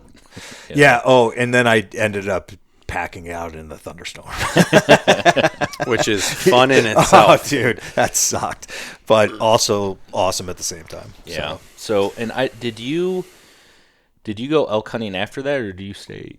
Excuse me. Do you stay at Andy's? No. Is that when we met you? Because I think we shot. I think we killed the same day. My timeline is so. Yeah, our timeline's going to be screwy this whole time because of such a long. It all runs. You might have hunted a couple days, but after we killed my deer, went up smoke-filled fucking area. Couldn't hunt it. Yeah, we'll just tell the stories. We don't have to stay super linear. Yeah, and we were like, fuck this. We're going meet Jay. So we were pretty jacked up to go elk hunting. Yeah, we wanted to go. We were ready to go, and we've been mule deer hunting for about almost a week or so. And we met you at dinner. Yeah, we had dinner, and we made a plan. By the way, they have the best. What the fuck did we order? Oh, Wontons? dude, it was smoked salmon wontons. Oh my god, it was insane. With like a good. Couldn't stop eating them. Plus, we'd been in the backcountry for a week, and we were hungry. Yeah. But anyways, we met up in town. We had a nice little meeting with Jay's buddy Andy and his wife, which was awesome. And we made a plan. And our plan was, it was good. It was a little bit optimistic. It was optimistic for a first-time elk hunter. Yes. I can tell you that. We were going to drive way into the backcountry on the drive itself. Insane. Killed all of our nerves. What? Insane. How many hours? 4? Yeah. At least. 4 hours. And it was only, how many miles was that? I think we went a total of 30-some miles. Yeah, I think so. Yeah, I think it was total. like 37. The bad part was like 10. Yeah. So we were basically rock crawling with our trucks for 30 miles. 100%. And it was awful. Killed our nerves. And it was nerve. just stressing everyone out. If someone blows a tire out, we get stuck here. We are fucked because we are in the absolute middle of nowhere. Yeah. So we ended up getting through it. Got back. Took us all day. Yeah. 4 or 5 hours to drive back to this spot. Yeah, and we got back there. We did. We We ended up finding a different way in too, but yeah, that was not knowing what we didn't know. yeah, way nicer way. But we made it in there. Yeah. And there was only one other truck at the trailhead. Big giant trailhead. And he was one done other truck. hunting, I think. Well, 'cause- no, he had the truck there. He had a big wall tent. He was going to be there for a while. Yeah, he was day hunting from the trailhead. So But the area didn't matter. Yeah. Huge it was not a non-factor. You could have, realistically, you probably could have fit 10 trucks in there and had people not be on top of each and other. our strategy was we were going to get in there. Glass. That opening day, we were going to go high. And boy, did we go high. Dude. What, And 10? It was a little over 10,000 feet. Yeah. Yeah, it was a And killer where hike. was the truck at? You remember? 8.5, I think. Yeah. Yeah, it was I want to say it was close. We hiked up that day 2,000 feet almost. Yeah, and Vertical. we hiked up and we couldn't find anywhere to camp because we Yeah. hiked up to the top. It was wide open. Dumb of us. I wasn't comfortable camping up there. Well, I was. we had I'm glad we difference of did it. opinion on where we could camp. I'm glad we Dylan did it. and I were like, we could camp there. I think You we were not a could've. fan. I'm glad we didn't. I'm not. Would we have been okay? Yes. Yeah. But I'm glad we didn't camp up there. I think it would have been fine. Yeah, I agree. Well, we got up. So we're walking this trail and we're going up and see elk sign. We're seeing some tracks on the trail, some boot prints from hunters, but it probably was just that one guy, and a couple bear tracks, look like black bear, smaller tracks, and then Heavy. we're standing at the saddle and we're like looking up, and it's the mountain, the top of the mountain. We're like, yeah, let's go up that.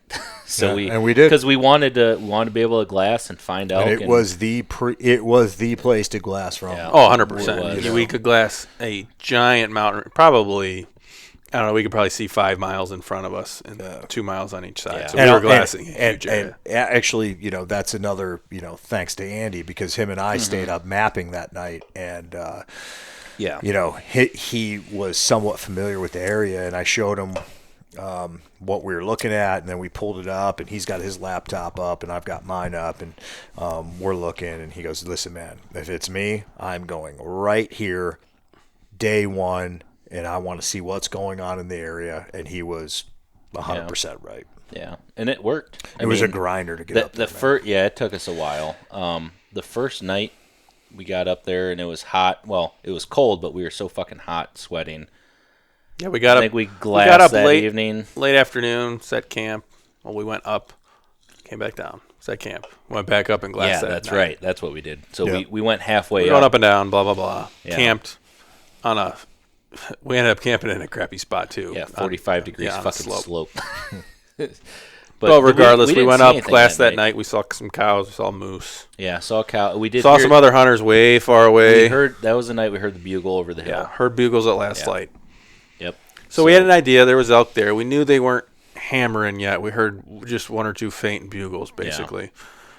The wind was ripping too. Yeah, we went to camp, and we decided we were going to go back up all the way to the top the next morning. But on the backside where we heard that bugle. Yeah, so we went up there. And find a better spot to glass. Yeah. By the time we got up there that first night, it was pretty much too late to hit the huge glassing area. And remind you, we were still worried about water, too. Like how far or how, because we had enough for 2 days, 3 days. No, we had enough for 1 day. Yeah, I was going to say, we actually thought. That was another reason why we didn't camp at the top as well. Yeah. Because we didn't want to walk down for water. Yeah. That's right. Yeah. That was a contributing factor along with being wide open on the top of the I stayed mountain. up there with you. Yeah. I'll share the video and you'll see why I didn't want to stay up there. We would have died of dehydration. I know our tents can Worth it. survive 90-mile-an-hour winds. Jay's big It's tent all would right. have been flying away. I promise you, the Sawtooth will withstand your 2 tents. Yeah. Anyways, moving on. Next morning, hike our happy asses back up there again, and we're glassing, and Dylan sees some elk. Yeah. Saw them 4 bulls? 2 miles away. Yeah. 4 bulls. Yeah. right? So we're glassing up and way down.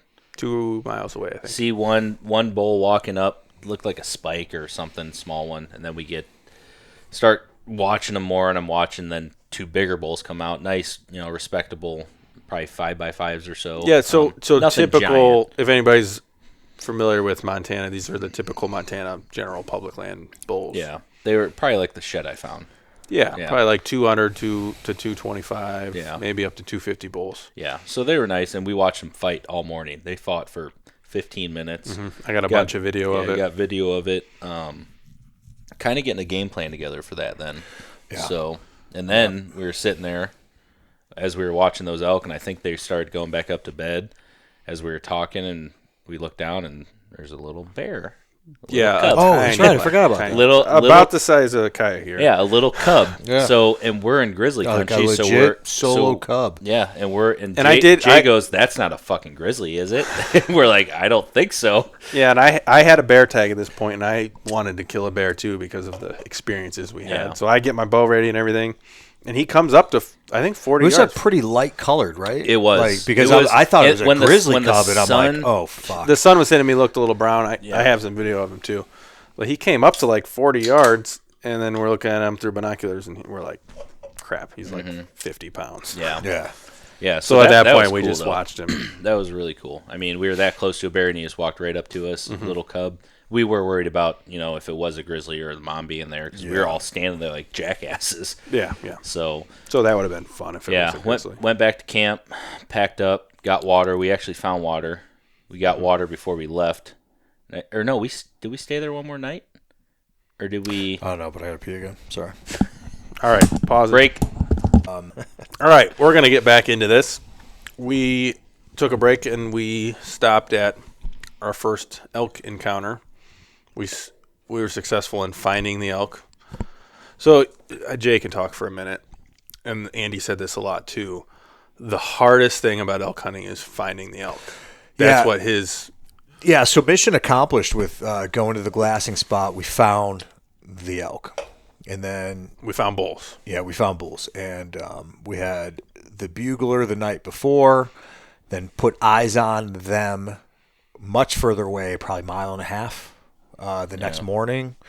But we had, you glass up 4 bulls and they're all fighting. That's a win. Yeah. You know? We couldn't have been happier at that point. So we... Except for the fact that we knew it was going to be... a ball buster thing, to get. yeah. But that's what it is. So we went to camp. Probably by 10 o'clock, we had made it to camp. Started packing everything up and started trekking all the way back down. Made our way all the way over, looking for a decent place to camp that wasn't too intrusive. Yeah, because we didn't want to get too close to them and Yeah. blow them out, because we knew the elk they weren't going to be super grouped up yet, but they were starting to get grouped up. But close enough to where it was strategically In play. made sense. Yeah. So and also a place that was conducive to camping, because I think we were all tired of camping at on 45 degrees and waking up. That it wears on you so much. It really you don't does, understand because you don't sleep. Yeah, you really don't. The sleep. whole night you're constantly just crawling around in your tent. Yeah, doing a gator roll. And you're doing a gator roll. You got to think at some point. You have to think big picture. And you might be that hardcore guy that's like, I'll sleep anywhere, and then you do that 4 or 5 times in a row. Your longevity at that point is going to be you're wiped out. It's gonna wipe you out, man. Yeah. So I think we did find that spot. It was probably a little further away than we could have managed. Remind you too that when you're trying to pick on your OnX or on your map on your phone what ridge that they're on, it's almost impossible to, okay, he's here, I'm going to camp locating here. where the elk are. You'd be It's so hard. surprised being able to see these elk and then pinpointing them on a map where they're at. Yeah. Because you can it see all 10 looks the different same, ridges. and yeah, It's all trees. There's Yep. little clearings. So just pinpointing where the elk are is hard enough in itself. Yeah, it really, I think that is a huge advantage of having more than one person. Like, you can sit and talk and like compare, like, well, wait a minute, I remember seeing this clump of trees, and I'm pretty sure that's what that is on that on the aerial, and then somebody says, well, I'm not so sure, and then you can talk about it. Trees. Yeah. And we're dealing with offline maps here too, so they're not super detailed. You don't get 3D. You don't get all that stuff. You're looking at just a bird's eye view of a bunch of trees. yeah. Yep. So we ended up going to that next camping spot, and Beautiful camping amazing. it was a good spot, really good spot. It's all black bear. Yeah, we ran into another big bear. old bear. Big one, brown. Yep. Yeah. And then so then we started talking about a game plan from there, and this is where my timeline gets screwed up. I can't remember. We went up. We went up. Is that the first That, time? that evening we found went that wallow. up to Okay, that wallow. Yeah, so we weren't going to move in on the elk that we saw that morning because we decided that It would have been too far. and we didn't Well, want to also just the thermals would Yeah. screw us. we didn't want to bomb straight to him and then And that's the other thing Blow 'em too out of is there. when you're in there and you're in it, the fucking wind, man, is not anything. Wind could be coming from one direction. You're standing here. The thermals are going the other down, way. You drop down 300 feet in elevation. The winds will go in the exact opposite. So it's hard to get a game plan that everyone agrees on to want to do, and you have to worry about the wind and the thermals. And that's the point of like me being a solo hunter for the most part. Yeah. That I have a way of doing things, and when I'm with other people, like when we were with you guys, we may not see eye to eye, and that is that whole. It's not my hunt; it's our hunt, and we need to come to some sort of an agreement of the approach. And not to say that anyone is wrong. Mm-hmm. Yeah, it's varying levels of experience, 100%, and opinions, and in the grand scheme of things, all of our experiences are pretty low. Yeah, we live in Ohio. He has a lot more elk. We're not lifelong elk hunters yet. Yeah. So we went up to that wallow. We decided to do some scouting that night, basically. Yeah, and we found a beautiful wallow, and there's yeah. tracks everywhere. We were in super high hopes, and we kind of set up in 3 different. Jay had a shooting, and to me, we talked about you spot the elk, that person that spots it gets to shoot it. I don't give a fuck. If you have an opportunity at an elk and you don't shoot, I'm gonna be mad at you. But I also think that helps with what we just said. Yeah. If you are in a group of 3 like we were, and Dylan spotted the elk, and I think I even said this when you and I were discussing what we're going to do. It's I said, his game plan. At the end of the day, he spotted it, you pick. Yeah. And if it's wrong, so be it. Yeah. I don't want to be wrong for you. Yeah, I understand that. You know what I mean? Like, Yeah. I would rather, if it were me if I spotted the elk and it were my game plan, I would rather be wrong than you be wrong for me. Yeah. Nobody wants to be wrong for the other person. Right. So I think that other than just it makes sense if someone sees the elk, it's they're up. Yep. It's your game plan as well. Yeah. But I don't ever want to be that guy like, if you're sitting there facing the other way and a bull comes out and you're waiting for me to shoot it because I spotted him, I'd fucking I think we're all yeah. Like, we were all on the same agree page. on the same. Yeah. So some differences. Jay, I think, was worried a lot about thermals and wind, which I understand. That's a huge factor when you're out there. And sometimes I think how me and Isaac looked at things is almost like, fuck it. There's not going to be many opportunities at this. And it was hard. It was hard to see us in a perfect situation. And we just had to deal with what we had. Yeah. And with the wind and everything, we just said, fuck it. There's nothing else we can do. We can't sit here and wait 5 days until the wind's right or, stuff like this. And if Jay is more of a patient person when it comes to that, where I think me and Isaac are, I think that's well said. Like, I would wait until the situation's right. And that was compounded even more by the fact that Jay, he's the patient one, and he has way more time to hunt. Mm-hmm. So, like, he got doubled down on the patience thing, and we're doubled down on the, we don't have as much time. Yeah. Yeah. But I think that was the night we saw the billy goats. Yes. Yeah, so we got up, we went and sat this Super cool experience. We sat this wallow that we found. Coolest thing ever.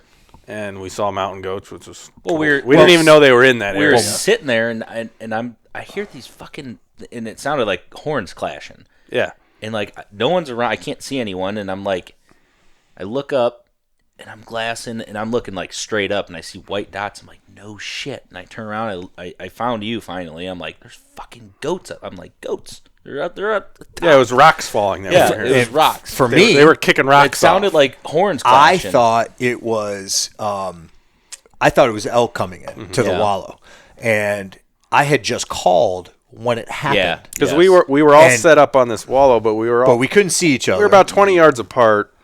I was looking over the backside. Jay was looking over the front side, and Dylan was watching the wallow. Me and Jay I had a shot to the wallow. Jay had a really good shot to anything that came in I on was the left. up behind filming Dylan and looking over the backside. Yeah. But I couldn't see either of you, and I had just called, and it sounded like raking. All of a sudden, I thought it was raking, and so I started raking, and I'm like, "Holy shit, he's coming in!" And then it went away, and I'm like, "What happened?" I thought for sure he was coming in. I thought I heard it coming down, and I'm looking, and I finally just look up, and there's 20 goats up there. Yeah, it was Coolest thing. rocks bouncing down the mountain. Coolest thing Oh, it was wild. It was really cool. That was a cool experience. And getting some footage of them up there was pretty cool. Yeah. And then you said, like, you looked up the numbers, right, for where we were?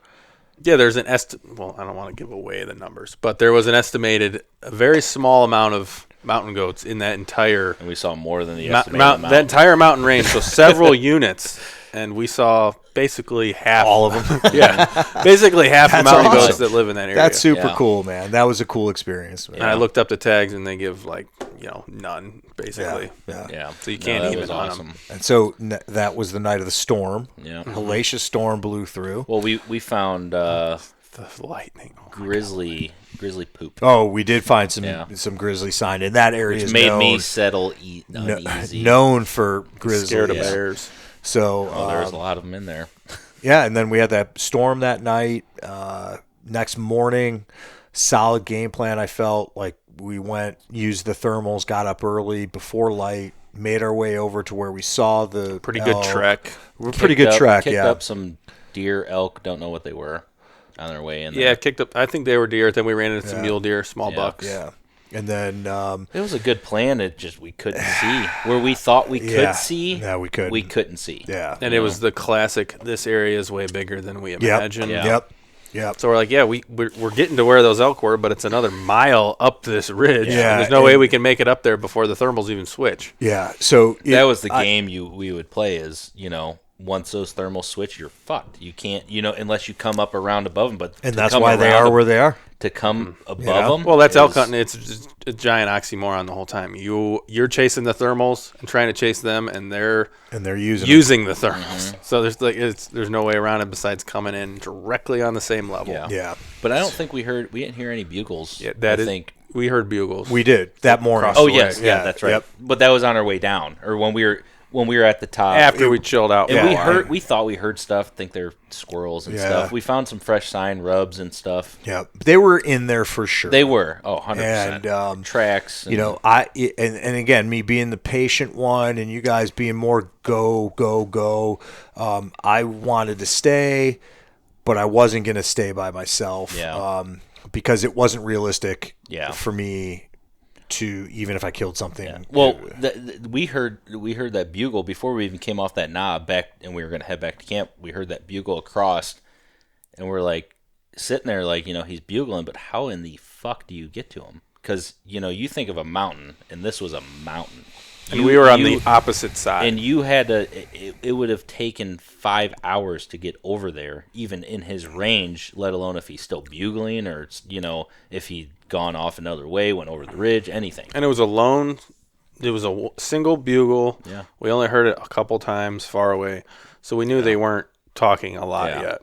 Yeah, so it was like we were down at a trailhead, actually, that was there, that went up in his direction, and we all sat there and we're like, yeah, that we can go up that if we want. And we're like, that it's just how It was it was impractical at that you know time. like how do you go up there and do that and hopefully not blow them out of there if they're not talking, you know? And Yeah, it you sit there until dark until he does talk. It's I think it's one of those things where, again, some wise words from Andy. Like there's a barrier to entry to this stuff, and that is the barrier to entry. So this isn't whitetail hunting, and that's why I was willing to stay, because you kind of just wait it out, figure it out. It's the difference between our styles is I'm kind of more. Boy, I don't even know how to say it. Like, I just want to give it. I'm more pensive about it. Like, I just want to think it out and be like, well, they're here.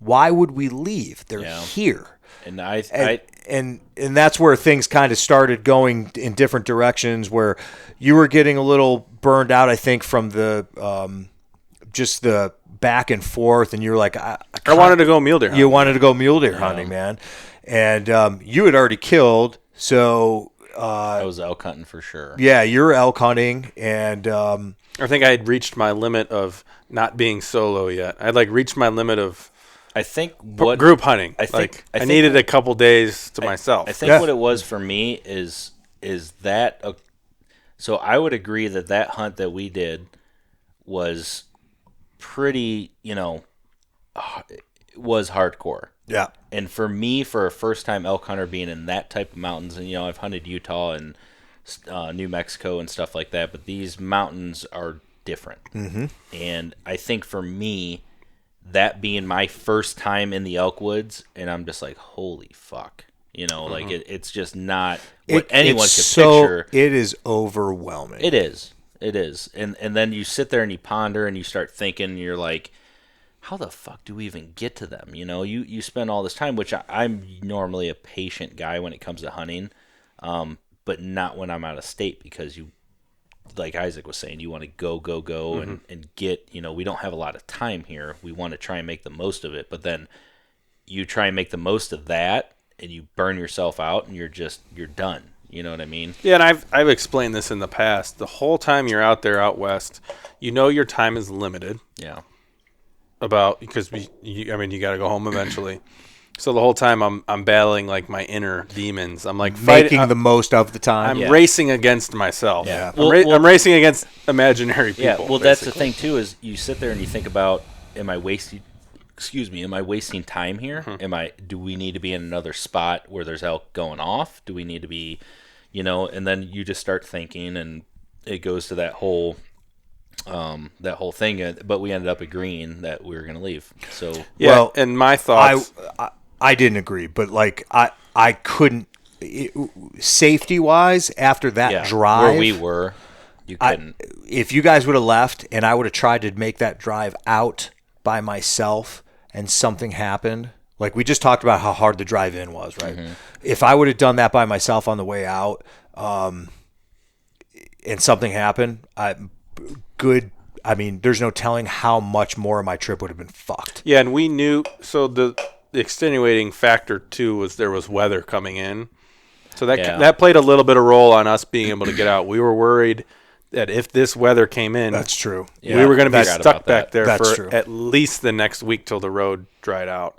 Yeah, so it's 'cause not we like went it was in after it rained it was like 3 days after rain, and it was sketchy. And we were it was very sketchy. But then we found another way out. Yeah, and it wasn't not like we were super worried about the danger of it. We were worried about we're going to be stuck back here for the rest of our trip. And this is going to be truck stuck, trucks broke. And I knew personally, if I didn't leave then, I wouldn't get another chance to mule deer hunt again because I'd run out of time. So I needed to leave then to go back to mule deer hunting, or I wouldn't have been able to. Yeah. So overall, our expectations, mine and Isaac's, were very high, and coming to reality when it came to it of how hard it was going. I don't want to say how hard it was going to be, but just a lack of talking of elk, and we were super early. Yeah, it was. And we didn't have plans to come back to that same trailer, but we did kind of have the plans to come back to the same And so area. much of it is perspective. Yeah. Because my perspective with my experience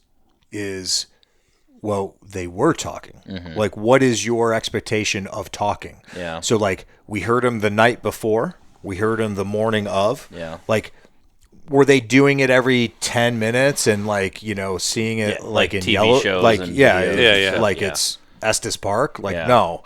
But that's not reality. Yeah. The fact is, we were on elk.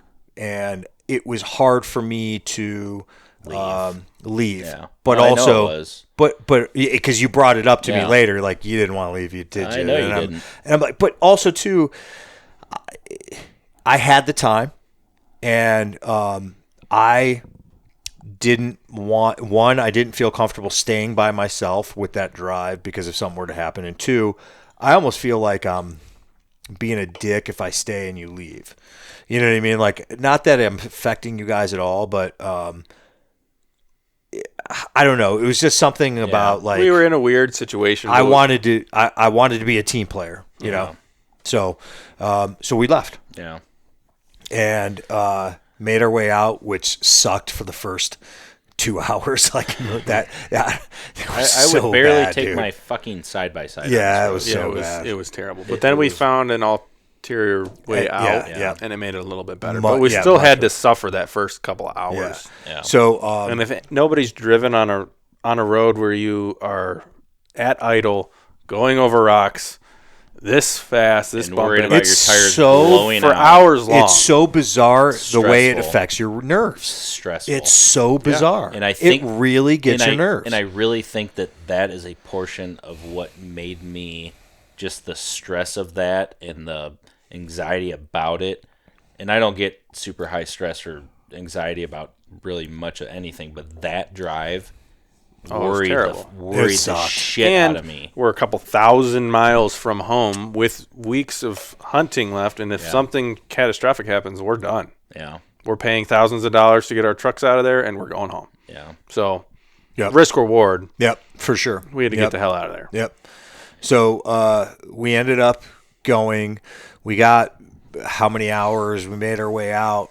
Different way out than we came in. Made it to a main road, and Isaac said, "You know what, boys? I'm going solo. I'm going back east." Cool, man. Fist bump, hug. I needed my peace. Yeah.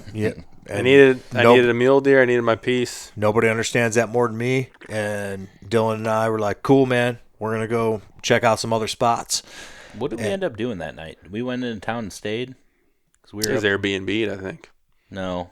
I stayed in that hotel. Or what did we do? What did we do? I thought you guys watched football and chilled out for the weekend. That was the weekend we reset. Because I was like, after that, I was just like, I don't want to fucking hunt anymore. What did we do that night? Boy, I don't even remember. You said you were going to stay at Andy's, but Andy moved his camper over to the farm, and I got a hotel room because you were going to stay there. That's what it was. You couldn't find your clothes or your Oh, shit. that's what it was. So I had to go get my stuff. Yeah, so you went back, and I ended up getting a hotel room. I couldn't get it refunded. He got an Airbnb down the road. That's we what it met was. up for dinner. Yep. We got dinner that night. Yep.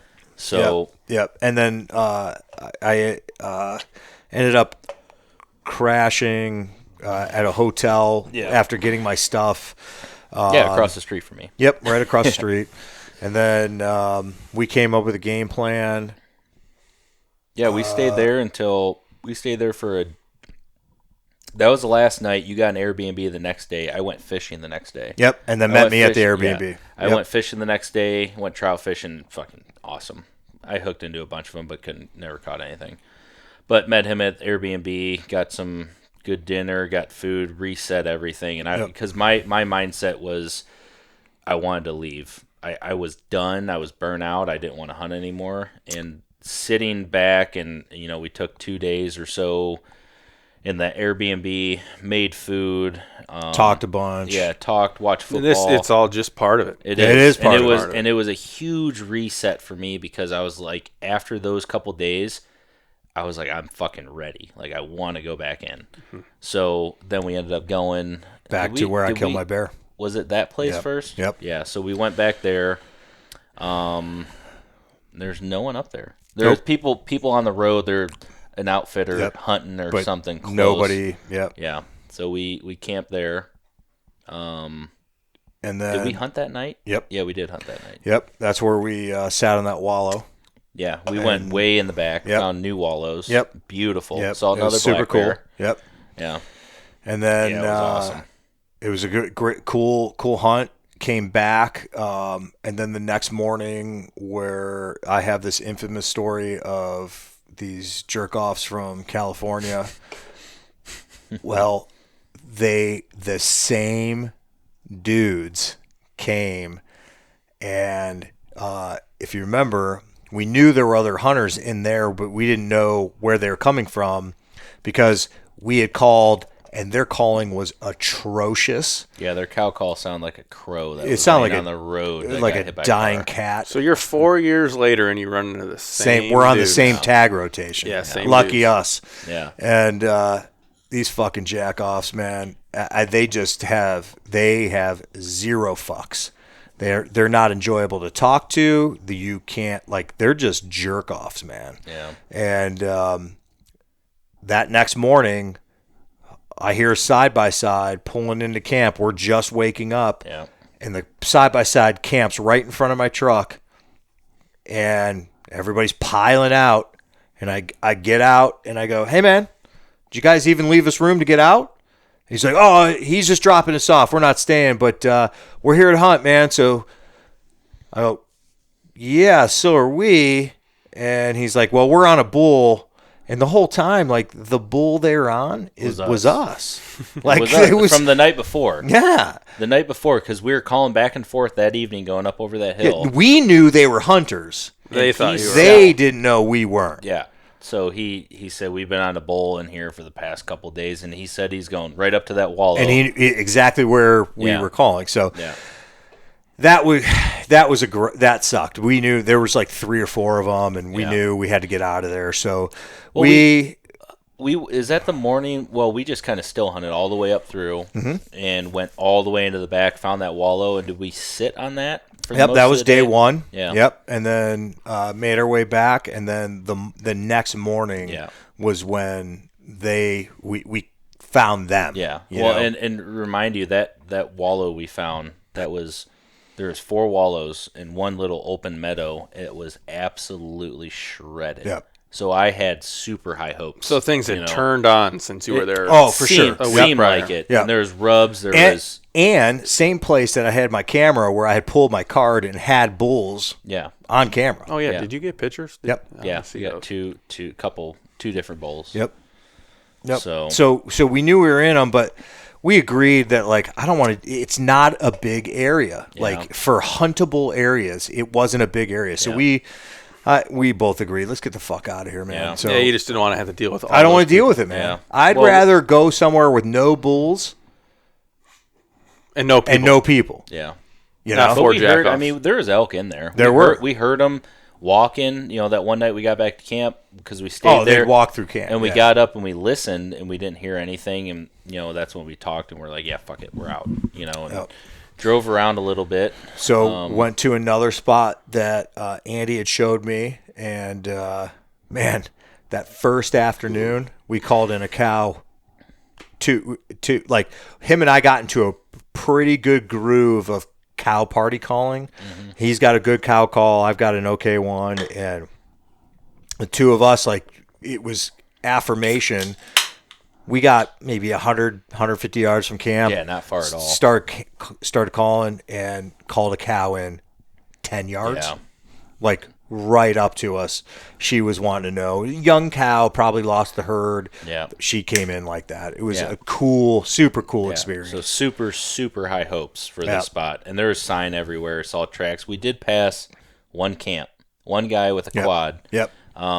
And where we kind of petered off of the trail to camp I was super worried about our trucks because we could barely get up there. Every shit was scraping down the sides, and my truck right now looks like a kid took a giant tree and just rubbed the side of both sides. So does mine. That's Western hunting. So does mine. Yeah. So, but we thought we were in them, and we were. And we were. So we grinded out that entire day,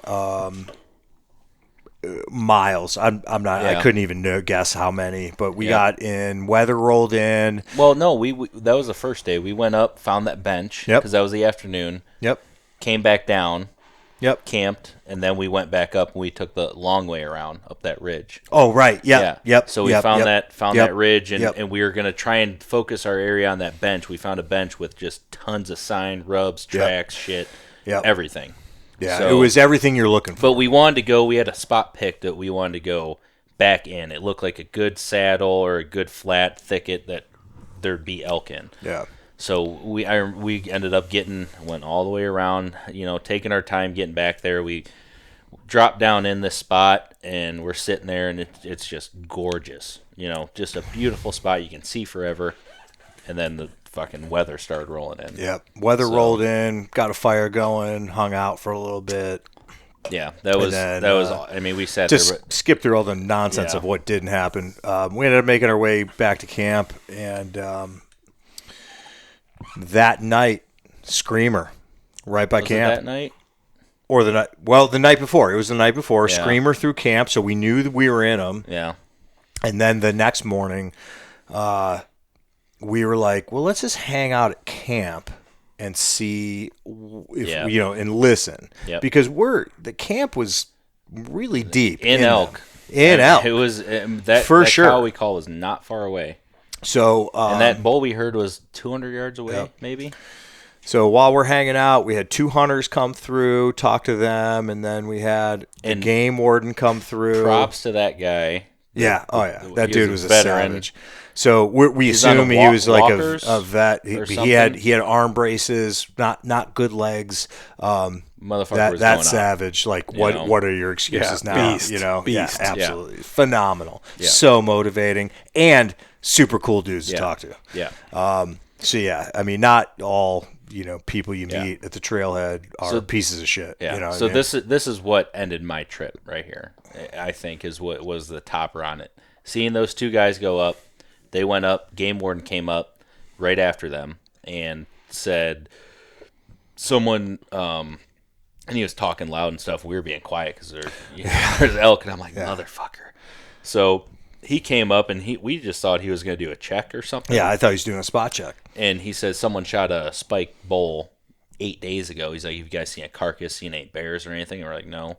And we talked to him for a little bit, and he leaves, and he goes, "Why the fuck would they be looking, why do they care if someone shot a spike bull?" And then we realized that you're not allowed to branch animal. Yeah, it was, which we weren't, it wasn't our idea anyway, but it was just. So they were basically weird. In the area investigating that. So, and I showed him, I was like, this is where we walked. I had a tracker on my Onyx. I said, we walked up here, and he goes, all right, well, we're going to spend the day up here, and we're going to go walk around and go, and that right there, I was like, and I was already on teeter about coming home and leaving. So I him and I had a talk, and I said, listen, man, just you're a grown ass man. You're gonna make your own decisions. You still have like almost 10 days left, but let me give you my hoorah speech, right? Like, well, you didn't have that long left, did you? Oh, it was close. No. Yeah. Yeah. No, it wasn't. I left on Thursday. I got home Friday. I was supposed to leave no later than Tuesday. Yeah, so you had another 5-6 days on. Oh, okay. Yeah. Okay. Regardless, bad. yeah. All right. Yeah. So, but I just didn't want to see him leave early and regret it, you know. So, and also, too, I enjoyed hunting with him. So, I was like, just listen to my hoorah speech, and I gave him the hoorah speech, and he goes, I'll be honest with you, your previous hoorah speech is what got me to where we are now. He goes, That's what kept me here this long. This one isn't going to work. And I was like, all right, man, I didn't want you to regret it. Do you? No, I don't. Okay. For some reason, I don't. And like I was saying before, like the ride home, you talk about the ride home and you think about it. I didn't think about it. A little bit when I was getting back into town, and that's why I called you to see if I could meet up and if you need any of my shit. Yeah, by the time you called me, I was going. You were leaving back into the. I was coming back into the Elkwoods. Yeah. So, and I was talking to Isaac, but I really didn't. You know, I got in the truck and started driving. I was like, you know, it is what it is. I was like, I'm just not either. I'm not made for elk hunting the way that we did it, or I was just so burnt out of hunting. Because we've been on the road for 2 weeks at that point. Yeah, you know, and I have my wife at home and everything, and it wears on you a little bit, and I was just done. I was like, and especially with seeing those two guys go in, people at every pull off we wanted to, you know, stop and hunt or watch or whatever, the game warden going in and then walking that whole thing, I was like, man, fuck this. I was just, that was the topper, and I was like, I'm done. I can't. It's like, you know, it is what it is. I came here. I accomplished one of my goals was to kill a mule deer. You know, we got on elk. I learned a lot. I'm just not. I don't care. I'm done. You know. Yeah, fair. That's fair. So that's fair. And not having any regrets coming home is that's a big deal. The only thing that matters. As long as you're being honest about it, which I think you are. But what made me more happy about it is when you not happy at all, but when you were texting me like, man, this is fucking rough, like you're not missing anything. Yeah, reaffirmed your basically your decision. You said, you know, you're not missing anything. There's people at every pull off. He's like, or Jay was, you know, telling me this stuff, and I'm like, okay, I don't feel as bad. I did my biggest thing is what I felt bad was leaving you, and I know you're a grown man, you hunt by yourself, you can do all that. He had 3 more weeks to hunt. I know, but I felt bad. I felt super bad. That was the only thing that that pissed me off when I did leave. Is I'm like, man, I just left fucking Jay on the mountain. Yeah. You know, that was the only thing that pissed me off. I didn't really regret it because I don't, like I said before, I don't ponder on stuff.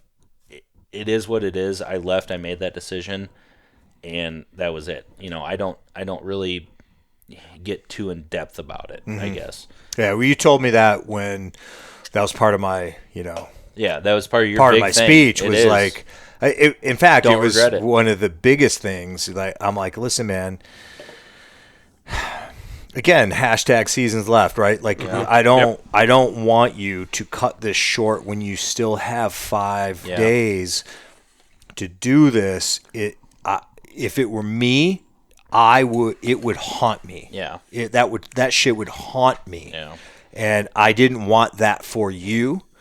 And you had not done this before, and I was like, dude, don't do this to yourself because I'm telling you, you're going to fucking regret it. And you're like, I don't know, man. I've been in these situations before, and I've not regretted it. Yeah. And I'm like, okay, well, you know what? I mean, at the end of the day, I'm gonna give you my hoorah speech. Yeah.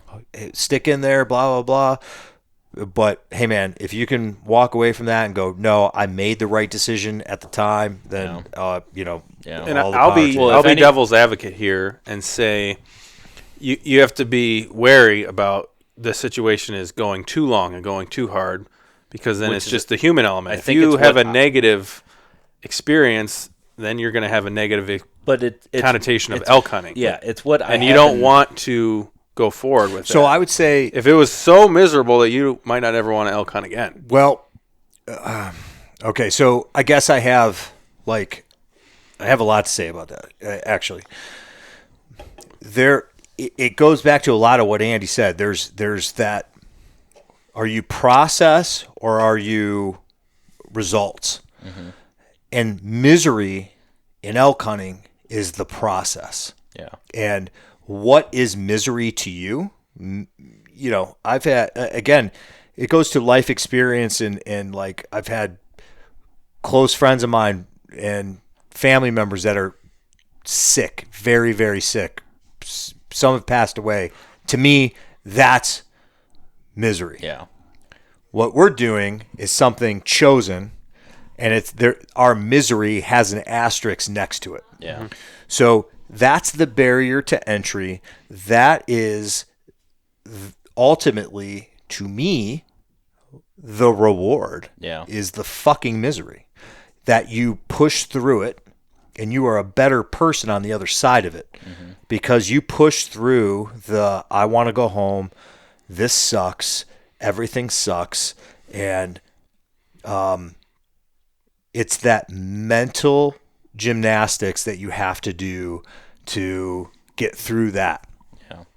I don't comprehend something that I wish more people would put themselves in that position to not fucking elk hunt because they would learn it's not for them.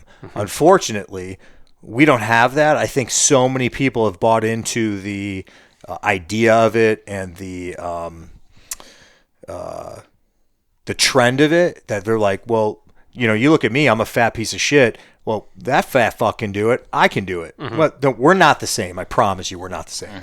You know what I mean? Like, they're not going to get themselves to the point where they decide it's not for them. They're going to hunt from the trailhead, stay within a half mile, do all that shit. And you know what I mean? Like, it's so different. Yeah. It's so different. I agree But with in that. order for you to want to earn that misery, you have to have the passion for the elk hunting. You have to have the passion for the outcome. It's the same. So if you look at someone running a marathon, say, I'm going to run a marathon. I want you to run one. You're like, oh, all right, I'll train with you, run a marathon. I have the passion to finish that. I want to run a marathon. You go out, first day of training, you're getting shin splints. You're going, this isn't for me. Fuck this. Yeah. So I think the difference being is like you need to ask yourself when you're running a marathon, for using that as an example, are you looking forward to the finish or are you looking forward to the run? Yeah. Yeah. It's that simple. Yeah. Are you looking for the run? Yeah. And then at the end you finish the marathon, or are you looking like you haven't even thought about the basically run? you You're gotta- just thinking about finishing the marathon. 'cause the finish Those is- are two different fucking things. Yeah. The finish And you is have the to kill. earn the want to finish the marathon. You have to earn the want to enjoy the run. Yeah, I mean, for me, I enjoy the run. I may not even finish the fucking marathon, but I enjoy the run. Yeah. Most people who just enjoy the finish will be miserable on both ends because they'll never do either. Yeah. That's my thought. No, I completely agree with that. And I think what it was for me at that point was just not hunting that long. I've never hunted more than a week and a half, I think. I think. I don't remember. Yeah, But whatever. week and a half. And I don't know if it was being gone from home, homesick, whatever it was, or if it was that I was burnt. It was a mix of emotions, being burnt out from mule deer hunting to that elk hunting, and then the stress of us doing that drive. I think it was a mix of everything, and especially for a first-time elk hunter, for me, doing what we did was, I don't think the everyday guy can do personally, because it wasn't crazy, but it wasn't like, it definitely was not easy. And I think it was just getting to my head, and I was just like, I'm just done. It wasn't. I don't know how to explain it, but I don't regret it. And you won't because understand that unless you're out there. Yeah, and Also, I think there's a lot to be said about you don't need to explain it. Yeah. It was your first time. Yeah. And then, I think if you still choose to move forward with this, you're going to find out a lot more. Yeah. You know what I mean? Yeah. So more of what I like, what Yeah, styles I exactly. like, What how you I like want to it. do, Yeah. what you can do. yes, What Yes. you're gonna Yep. do going forward. Yep. Absolutely. Yeah. And I think that's where we're gonna end it today. Okay. I think we're gonna end it on this is when Dylan went home. In the next episode, we'll have the rest of Jay's hunt, and then the rest of my hunt. because I hunted for another, well, including my mule deer hunt, I hunted for another week and a half, and then Jay hunted for another several weeks.